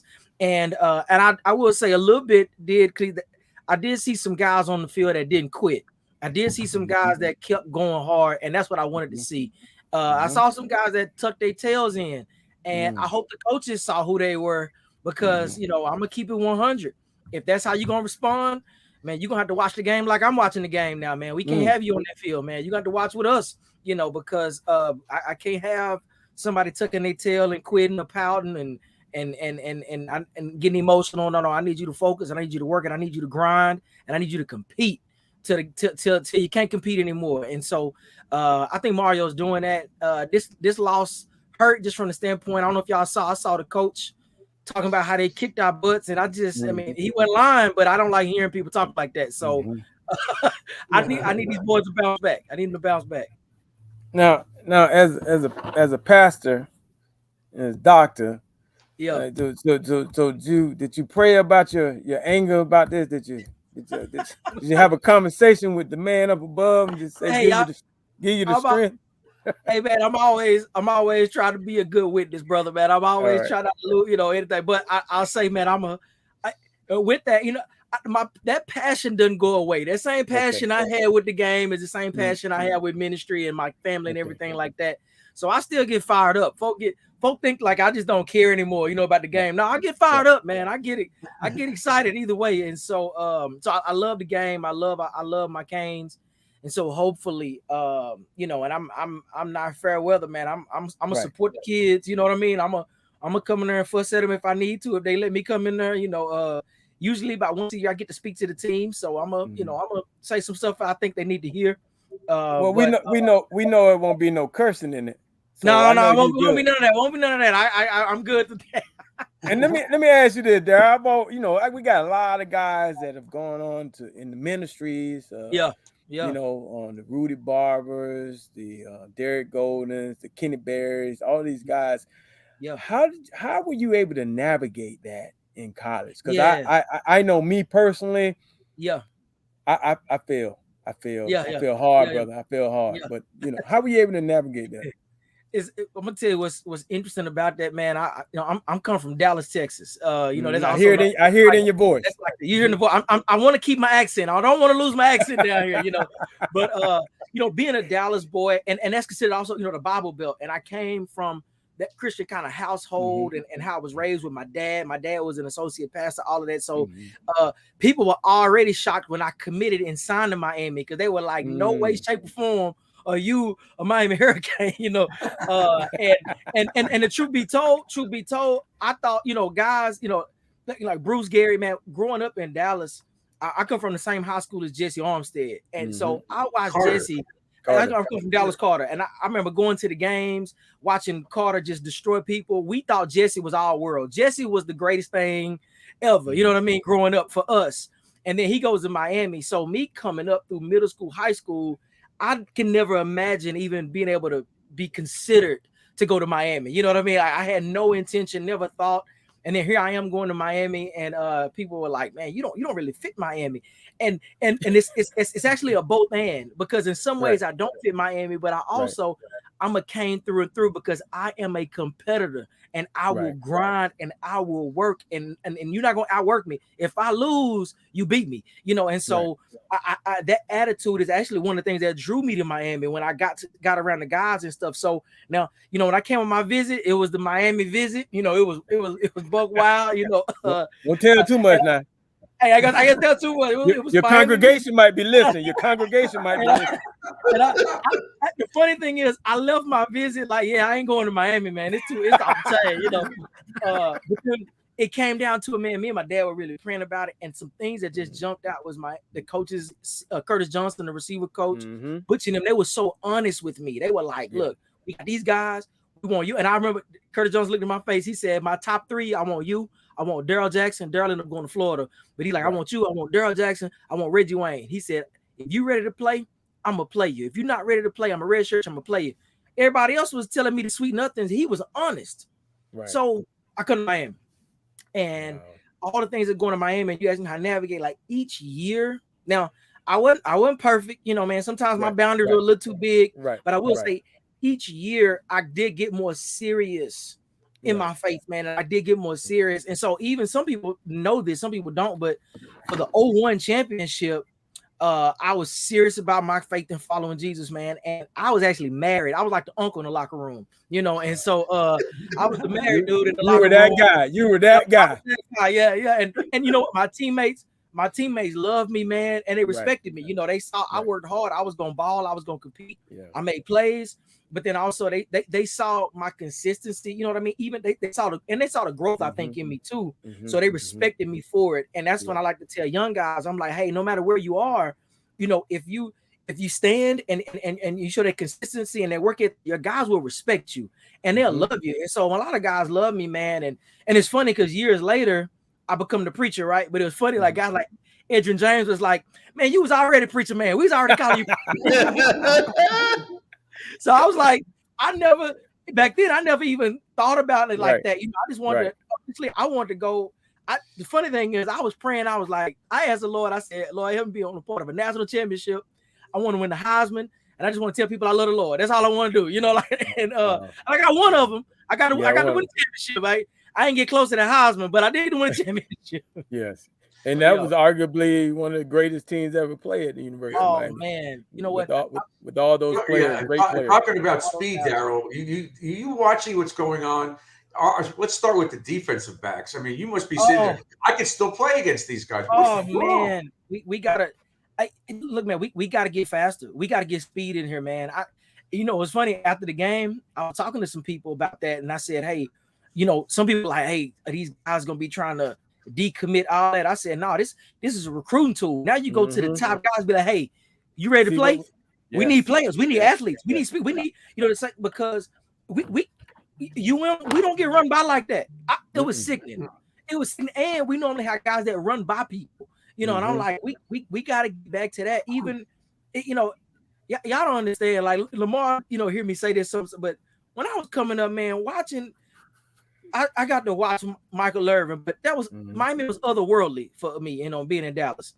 Then I'm watching, and Jesse goes to Miami, so now I watch Miami all the time, and I see Lamar and Horace and Kevin K-Dub from Dallas, K-Dub from Roosevelt. We cheer for them. They running by people. That's just what Miami do, So when we got there, that's like the expectation, was like, hey, and I knew that's what I brought to the table, was like run. So even one day, a couple years ago, I went off on the receivers doing running drills, and I'm like, how you in the back?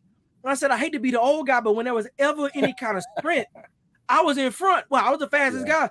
And you know who was chasing me and trying to beat me every time? Santana was trying to beat me every single time. What happened is we all got better.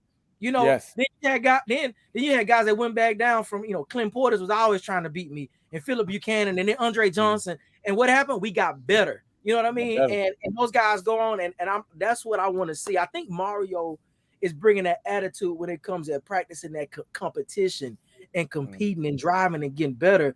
Because if it's about trying to make a time, you got so much time to get back and forth, man, that's trash. No, you're not getting better with that, man. You gotta push yourself. And so that's really the greatness behind Miami, is that competitive nature and everybody getting better and creating champions with that. It's a mindset, and I hope we get back to that. And that's something I think that's different from every other school. I joke with guys that go to other school. I got buddies went to Alabama and whatever. I joke with, I said, man, somebody gonna win the championship, but it ain't the same when you got that U on your helmet. It's a difference. It's a difference. And the truth be told, Lamar, I won't put nobody's name out there because they did confide in me, and so I don't want to. But I've had a lot of cats that went to Michigan, Ohio State, Penn State, USC. When I was playing in the pro, they tell me, "Hey man, keep it real, man. I really did want to go to Miami. I wish I could have went to Miami." Oh yeah. I had dudes. I had to do it in Florida State. Was part of that '99 championship. He was like, "Man, I want to go to Miami, but my mama wouldn't let me go to Miami. She thought I couldn't make it." You get to the league like you did with the Giants and the Vikings, the Bears. You run across these guys. Yeah, they find out you went to Miami. First, they want to find out if you tough.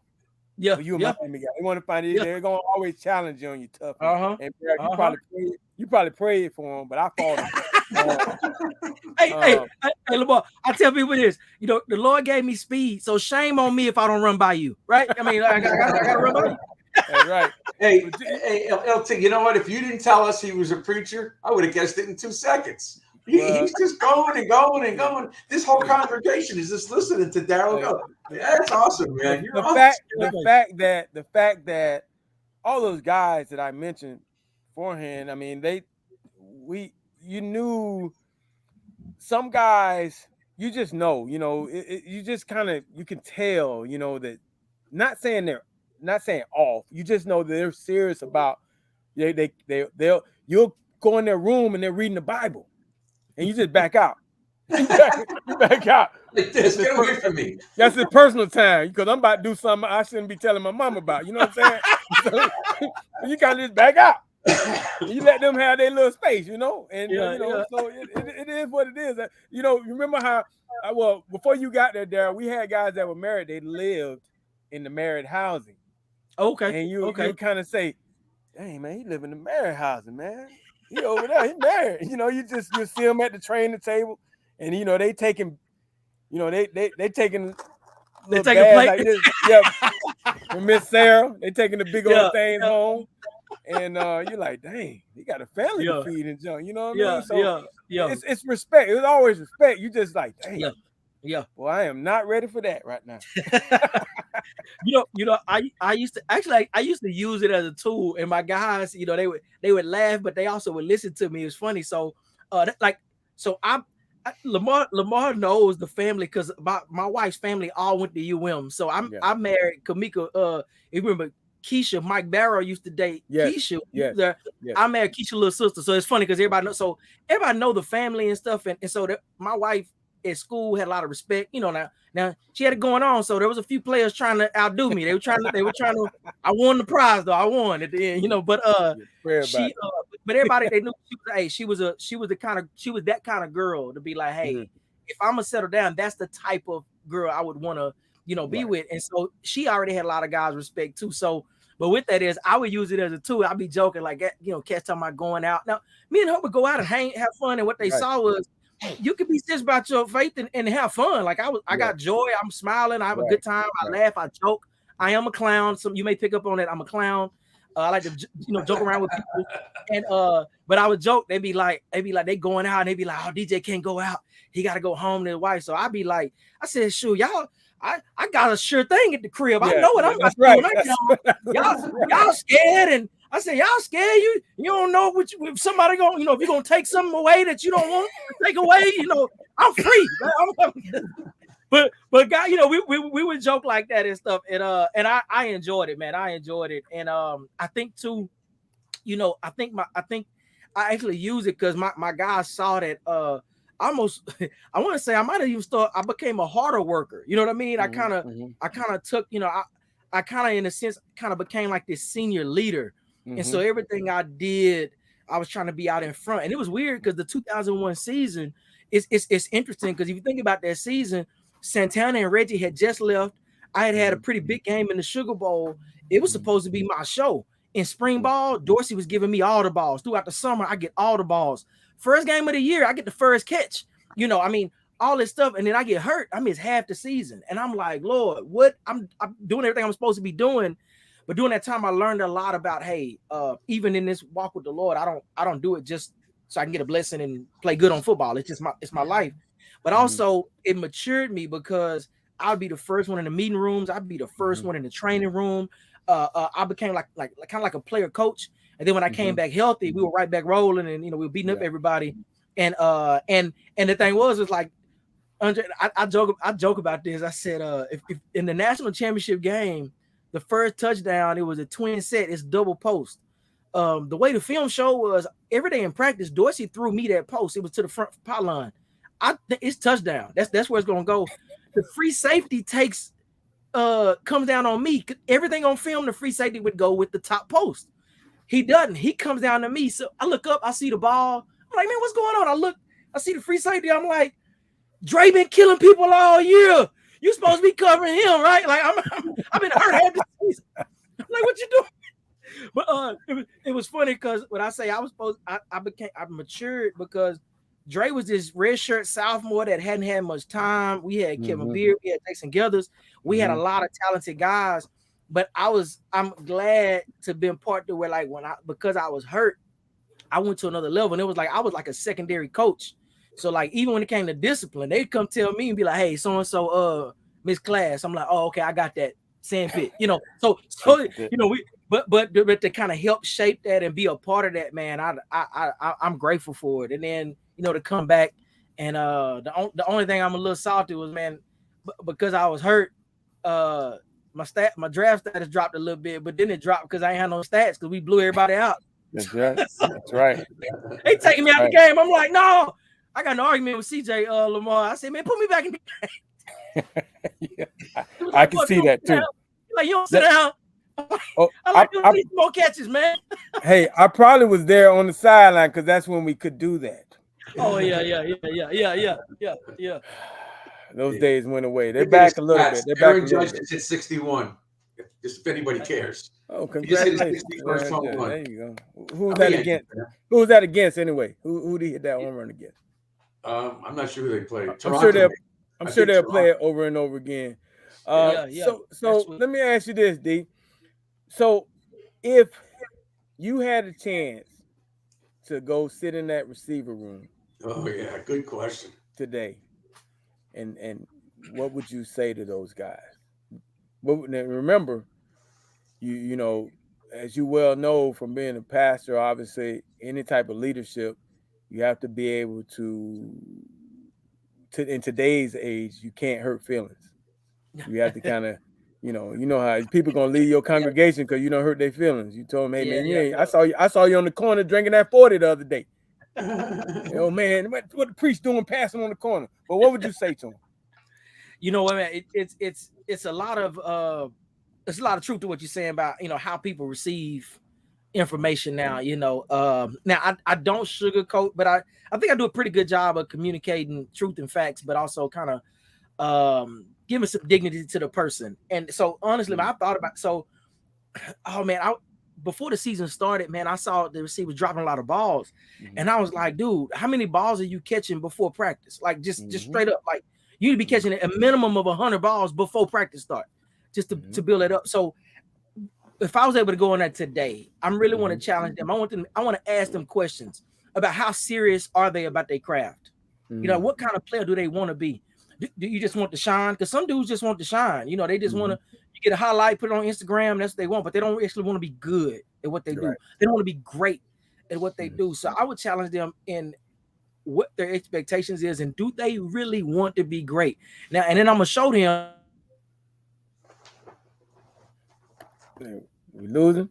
They do, and how they work, and how they do things. You be like, no, you don't want to, man. You just talking. You just talking. You know, what kind of time are you spending when it comes to film room? You know, how much extra are you doing? Are you bugging the third string quarterback to be like, hey man, come out here and throw me these balls, man? You know, I need some like what are you doing? Because if you're not doing that, it's all lip service. And so that's somewhat of my approach to the seriousness. And then from that, man, just what kind of study are they putting in for their opponents? You know, do they understand the game? You know, do they understand coverages? You know, like we knew coverages. We knew coverages. We were trained like quarterbacks. You know, matter of fact, we were so prepared. I like to give this example about Reggie Wayne. I'm tell you, man, Reggie Wayne gonna be Hall of Fame for a lot of reasons. But one of the reasons when I say Reggie Wayne was so prepared, Reggie was studied to learn cats like parents' names and they sisters or their brothers, and he wouldn't. Reggie not like a noise talker like you would think. He real slick and subtle with it. You know, so like you say your mama named Sharon and you got a sister named Kathy. You know, he gonna ask about it. He like, hey man, Kathy up there, man. Did she bring a boyfriend? They up there watching. Are they watching this? What's about to happen? You know, and like, dude, like, how you know my mama name? You know, stuff like that. You know, there was an intentionality about preparation, and so I think for me, that's my questions for these guys, as far as their hunger, their desire of what that really means to be part of what I'm gonna call the fraternity of a Cane, but also being a fraternity of being a Cane wide receiver, man. That's something I don't take lightly, and I think it's a privilege. But Darryl, you had people, and Lamar had people to look up to. They were leaders. You mentioned so many wide receivers from the 80s, 90s, and 2000s. Yeah. Who's leader? Who is somebody to look up to on this team today that they could say, "Oh, I've done it. I did this," and like Harley worked hard.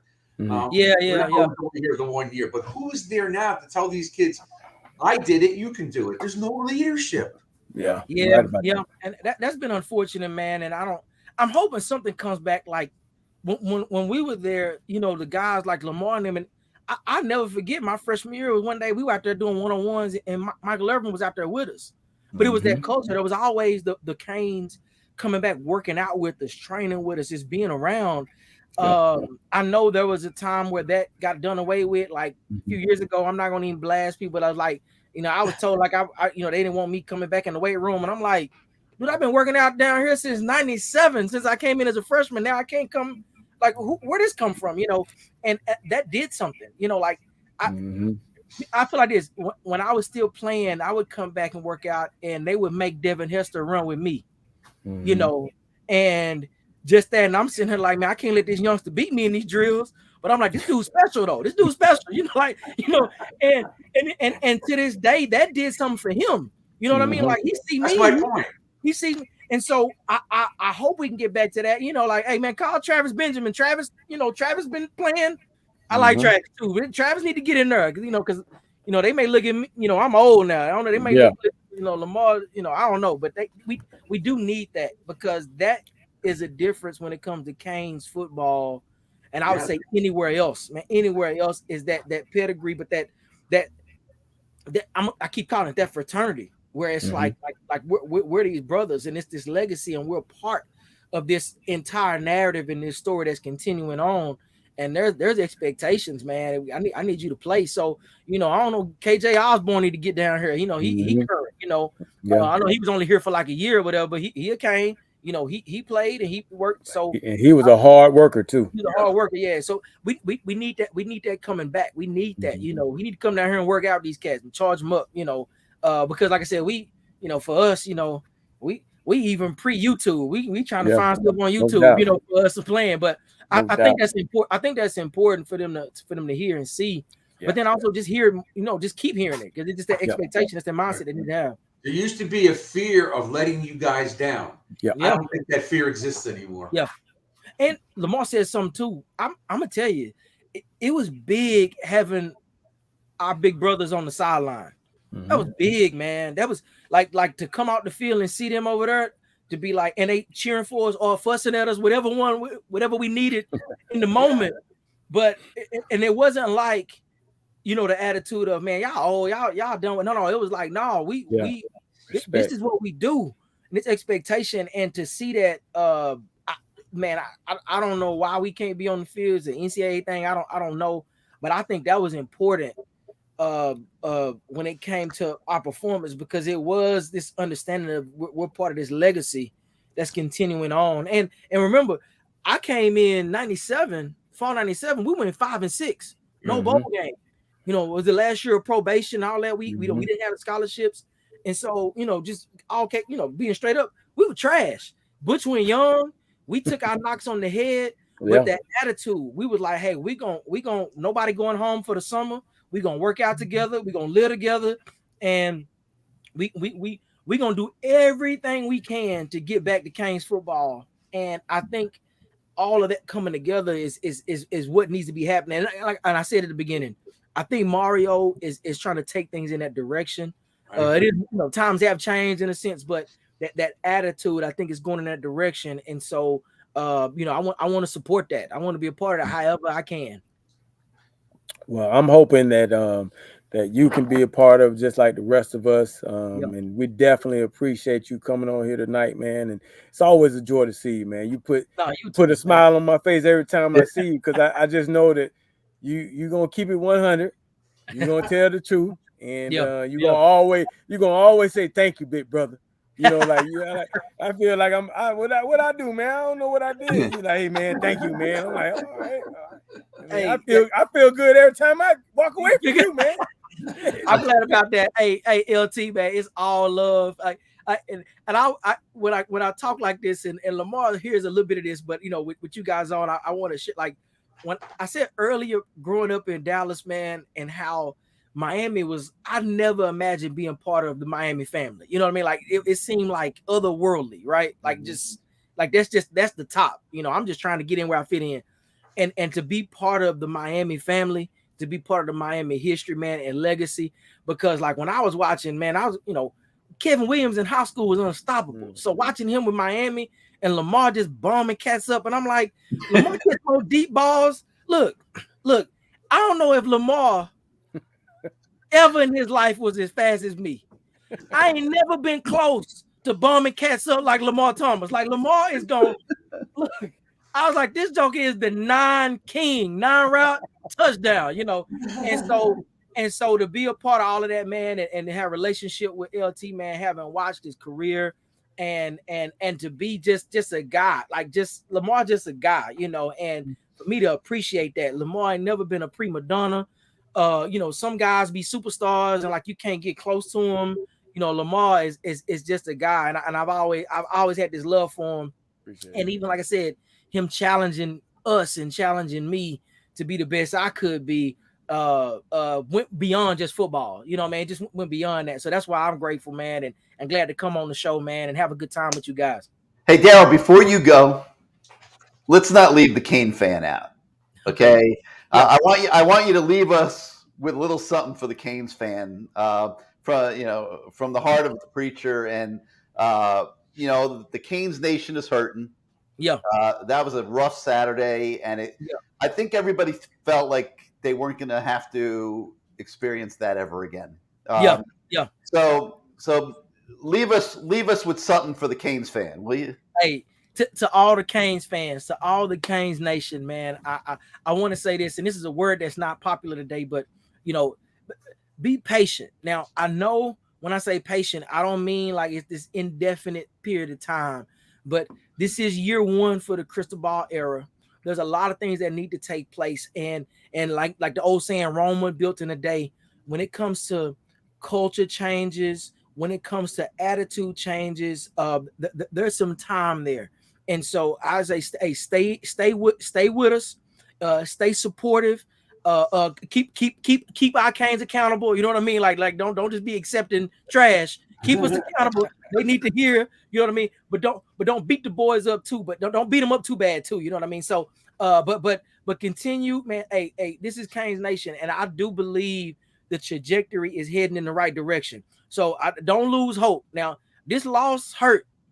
Somebody was messing with me Sunday at church, and I said, "Look, I'm gonna tell you right now, we're not where I thought we were gonna be, but I like where we're headed. And I think we're headed in the right direction. So, keep your expectations realistic. You know, have hope. Keep your expectations realistic, and we're going in the right direction." Hey, do you take Jewish guys at your congregation? hey, come on. Yes. I got a number of Jewish friends, man. Come on. Y'all free to visit anytime. Rock Fellowship website, rockfellowshipfl.org. We do a Sunday service at 1:30. So you could sleep in, have brunch, and then come to service at 1:30, and we have a good time. And you're based in what city, Daryl? We're actually in Miami Lakes. We're in Miami Lakes. Oh, okay. Yeah. We're in Miami Lakes at 1:30. Yeah. So and we'll be out of service before the Dolphin game is over too. So if we got Dolphin fans, I don't keep you long. Well, they're playing tomorrow night, so this Sunday it won't matter. It won't stand there all Sunday. It won't be no watchers. Won't be no watchers. Hey, I see them. I know. Not to watch. Hey, the game is strange. Don't even watch. They watching on their phone. They looking. I'm like, let me go and get. We have a good time, but as soon as service over, I see them, boy. They got the game on the phone. Hey, what's the score? How's it? Thank you so much, D, man. Hey, appreciate you, man. Love y'all, man. Thank you, Daryl. We'll do it again, man. That was awesome. We'll do it again. Take care. Hey, go Canes. Daryl Jones. Wow. What an awesome. I can see why he's what he is, man. Wow, man, that was incredible. All right, LT, let's do this a little differently tonight because we got a lot of comments and some really good ones, and I want to go through some of them. Okay. We'll skip word association tonight. All right. But take a moment here and tell us about CaneSwear. All right, let me find my read, man. You surprised me again. Did I surprise you? Yeah, you surprised me again. Got to find my read. Hold on. All right, while you're finding that, all right, I'll play their commercial. Welcome to CaneSwear. Family owned and operated since 2010, CaneSwear has all latest merchandise for the Miami Hurricanes, Miami Dolphins, Inter Miami Soccer, and more. Come visit us at our store in Davie on University Drive, just south of I-595, or online at caneswear.com. CaneSwear, the spot Miami fans shop. Yeah, LT. I know why you like that place because they got a lot of bald guys working here. Yeah, they do, don't they? The ball got heaven over here. Like Brett. Ball guy. He's not all bald. But... We'll go ahead and we're gonna let you go ahead and do your. No, go ahead, do it. You're there. Right, well, okay, all right. It's not about me. All right. Hurricanes football is back. Are you geared up yet? Have you been to CaneSwear in Davie recently? Yep. They have the latest gear for the Miami Hurricanes and the Miami Dolphins too. CaneSwear is more than a store; it's an experience. They have the largest selection of Miami Hurricanes items in town.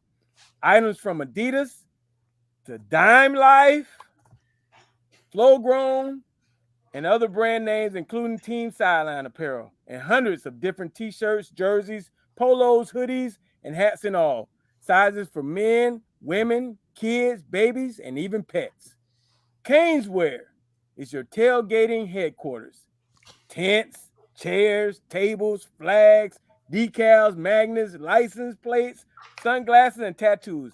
They definitely will get you ready for the game days. So if you want Hurricane gear or any South Florida Pro Team merchandise, they've got you covered all season long. So get on over to CaneSwear, located at 2511 South University Drive in Davie. And of course, they're always open at caneswear.com.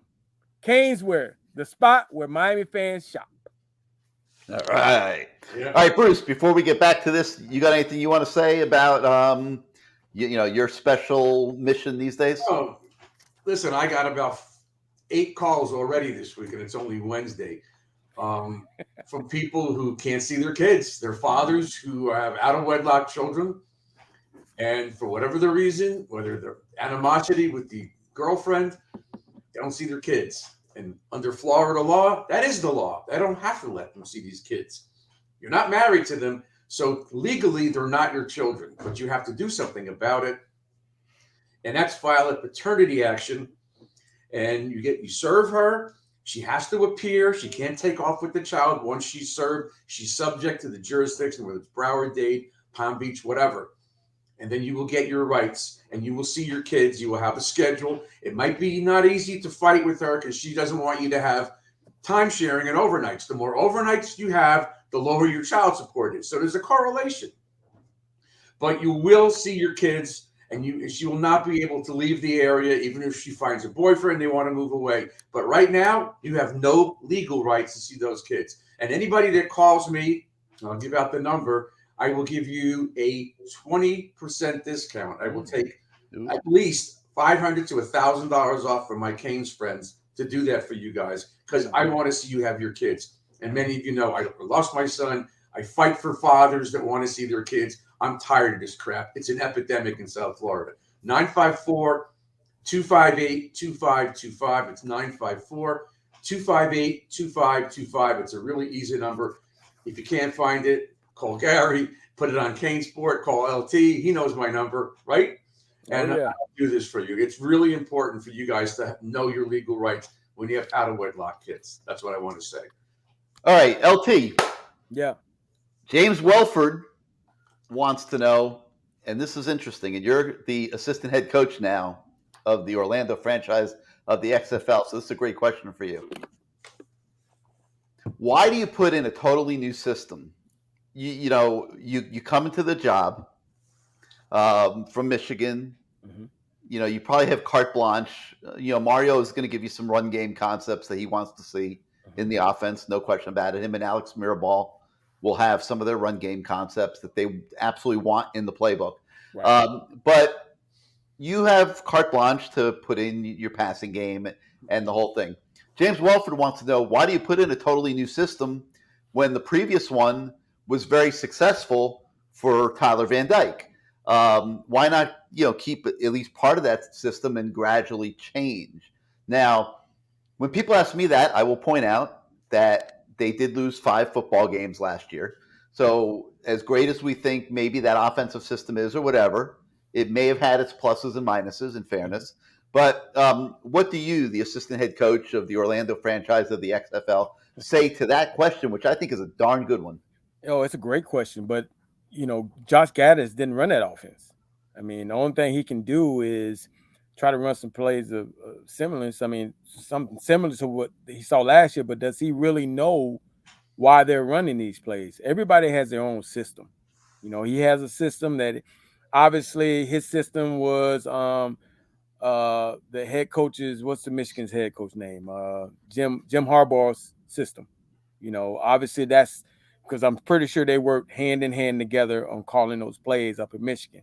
So the system that he has, obviously, Mario thought that it was, what he wanted, and he wasn't thinking about the quarterback because he probably wasn't thinking that, hey, man, I got to get something similar to what that guy was successful at.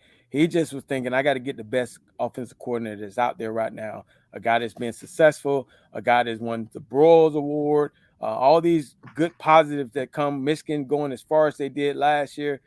That's the guy I'm going to hire. Not thinking I got to get a guy that maybe studied under Rhett Lashley or coached under Rhett Lashley or retaining the guy that was there or anything like that. He was just thinking, I got to get the best assistant. If you're a good quarterback, you got to be able to play. You have to be able to adjust. But you also have to, I truly believe from watching this, that you got to be able to run some plays that he feels comfortable running.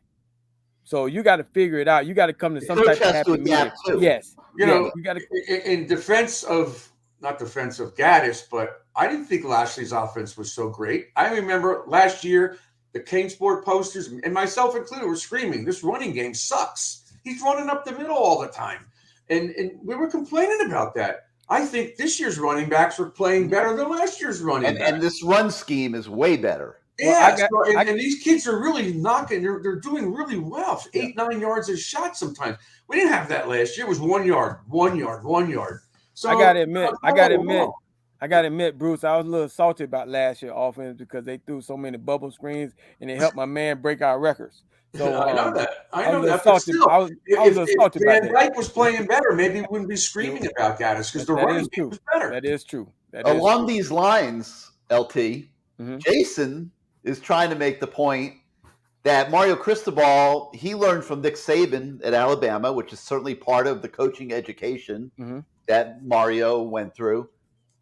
Jason says that Saban thing isn't working here at Miami.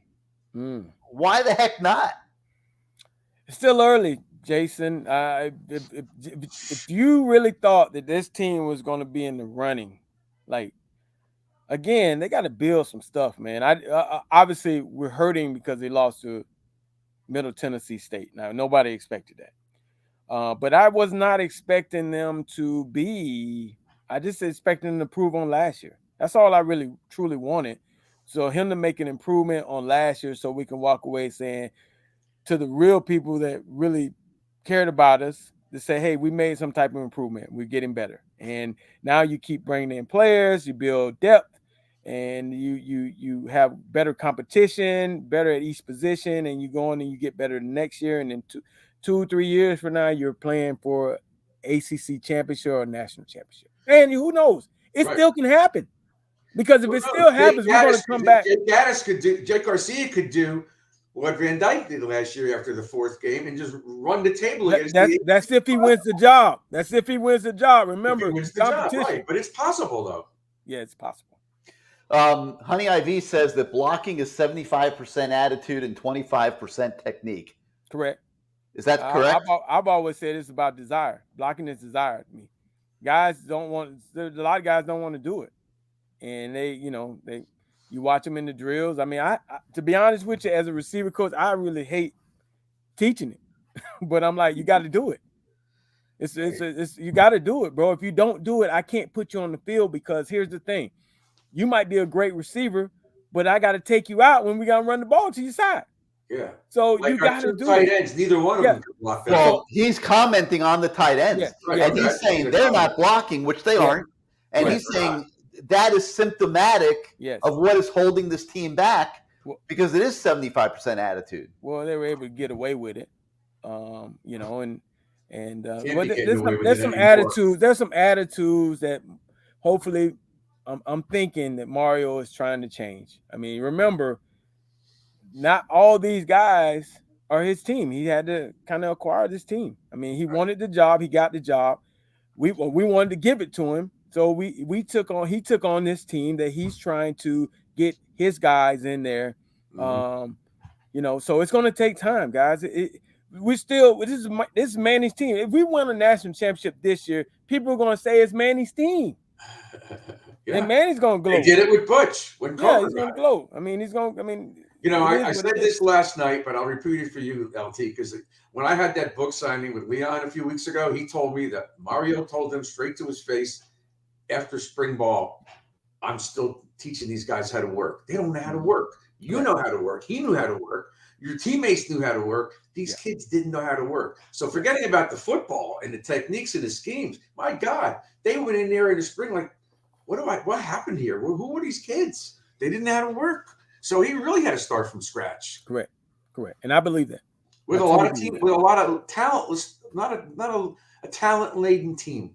They have problems. Well, CW is all over me for saying that Mario is the only person that could resurrect this program.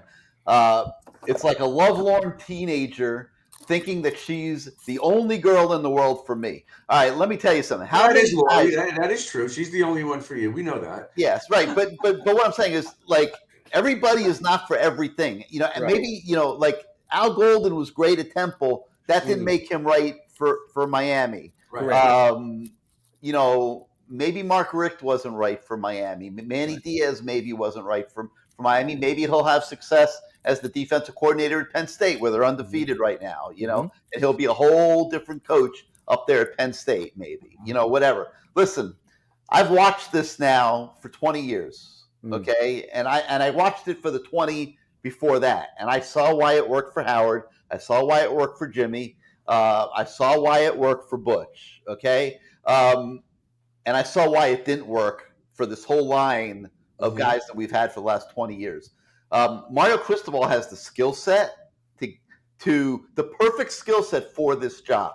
And it is going to be a brutal experience for him, okay? Because what he's finding is all these South Florida kids that have been getting away with everybody else's head coach are getting away now with him in the head coach's office too. Because these kids don't give five diddlies like about Miami, and a lot of them are leaving. And and you got to keep the South Florida kids home if you're going to be successful. And he's seeing how hard it is to change the culture. He just lost to Middle Tennessee State for the same reasons that Manny Diaz lost to FIU. And this is not going to be easy. But I'll tell you this: I've never seen anybody work harder. I've never seen anybody walk into that office with a better understanding of what this job is and what it needs to be. I've never seen anybody with the work ethic of Mario Cristobal, who is willing to sacrifice his entire life to make this happen. And he's not changing, and he's not losing sight of his mission, and he's not working any less hard, and he's not going to be any less demanding of the people working for him. And if they don't want to come along for his ride, they're not going to be here very long. They're going to be out. Okay. True or false? True or false, you two? In 10 days, we beat North Carolina. These same posters and the ones on CaneSport are going to be saying, we're going to run the table until we get to Clemson. How much you want to bet they start looking past Virginia Tech, Duke, and ready to go? You know them so well. You know them so well. Yeah, that's exactly what's going to happen. They beat North Carolina. You can forget about what just happened. We're going to be in the ACC title game, and we're going to win the Coastal. That's what's going to happen. But as I said the other day, and Gary agreed, this is the biggest game right now. They have got to beat North Carolina. Yes. How about that? Because you can't be 2-3 with him as the head coach. It's not good. Got to go. But yeah, I mean, I say lose faith in Mario Cristobal at your own peril, man, because none of us are getting younger.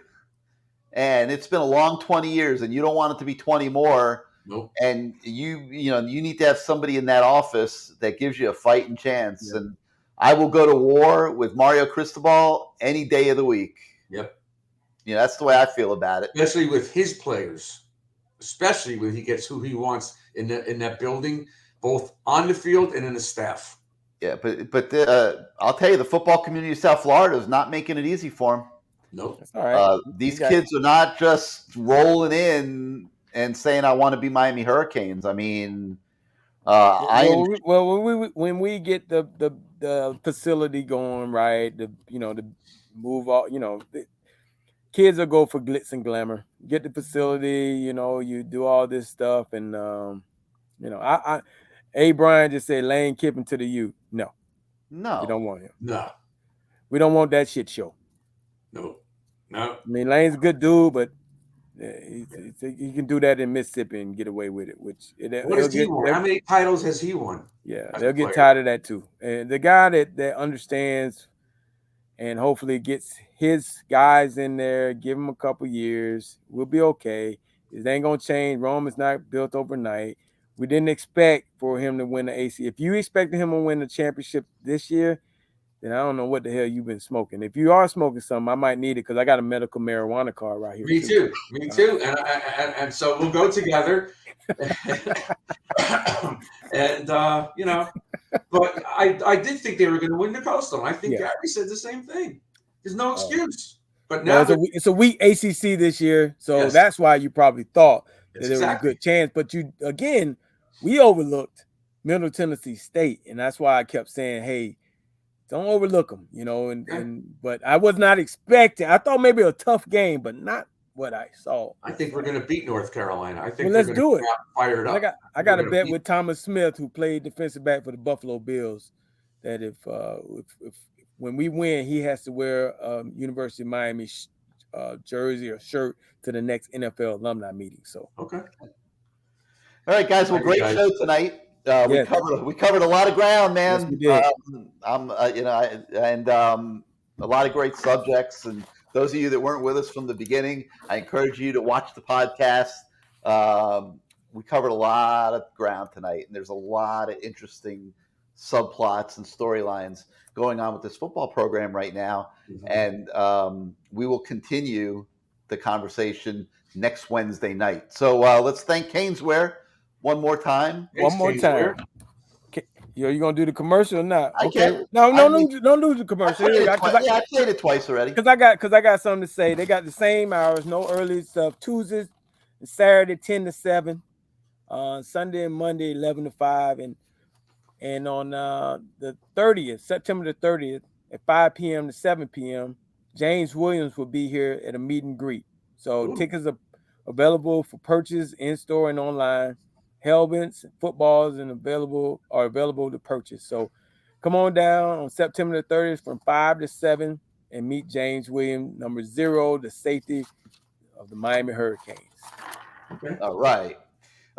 We'll thank the law office of Christine Rosendahl, Esquire. That's right. Once again, the number has been at the bottom of the screen.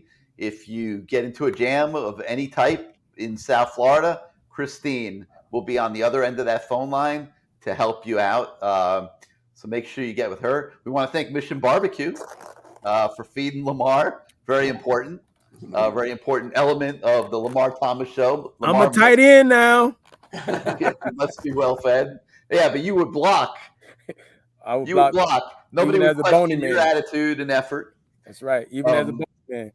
And we got to thank Daryl Jones. What a great guest that was great. That he was tonight. And gave the Canes fan a little bit at the end of his preacher touch to hang in there, that things will get better, even though it doesn't seem that way after losing to Middle Tennessee State. And Rick Stockstill, we won't even talk about him. So for Bruce, LT, I'm Gary. Thank you so much for joining us tonight. We'll see you next Wednesday night, everybody. Go Canes. Go Canes.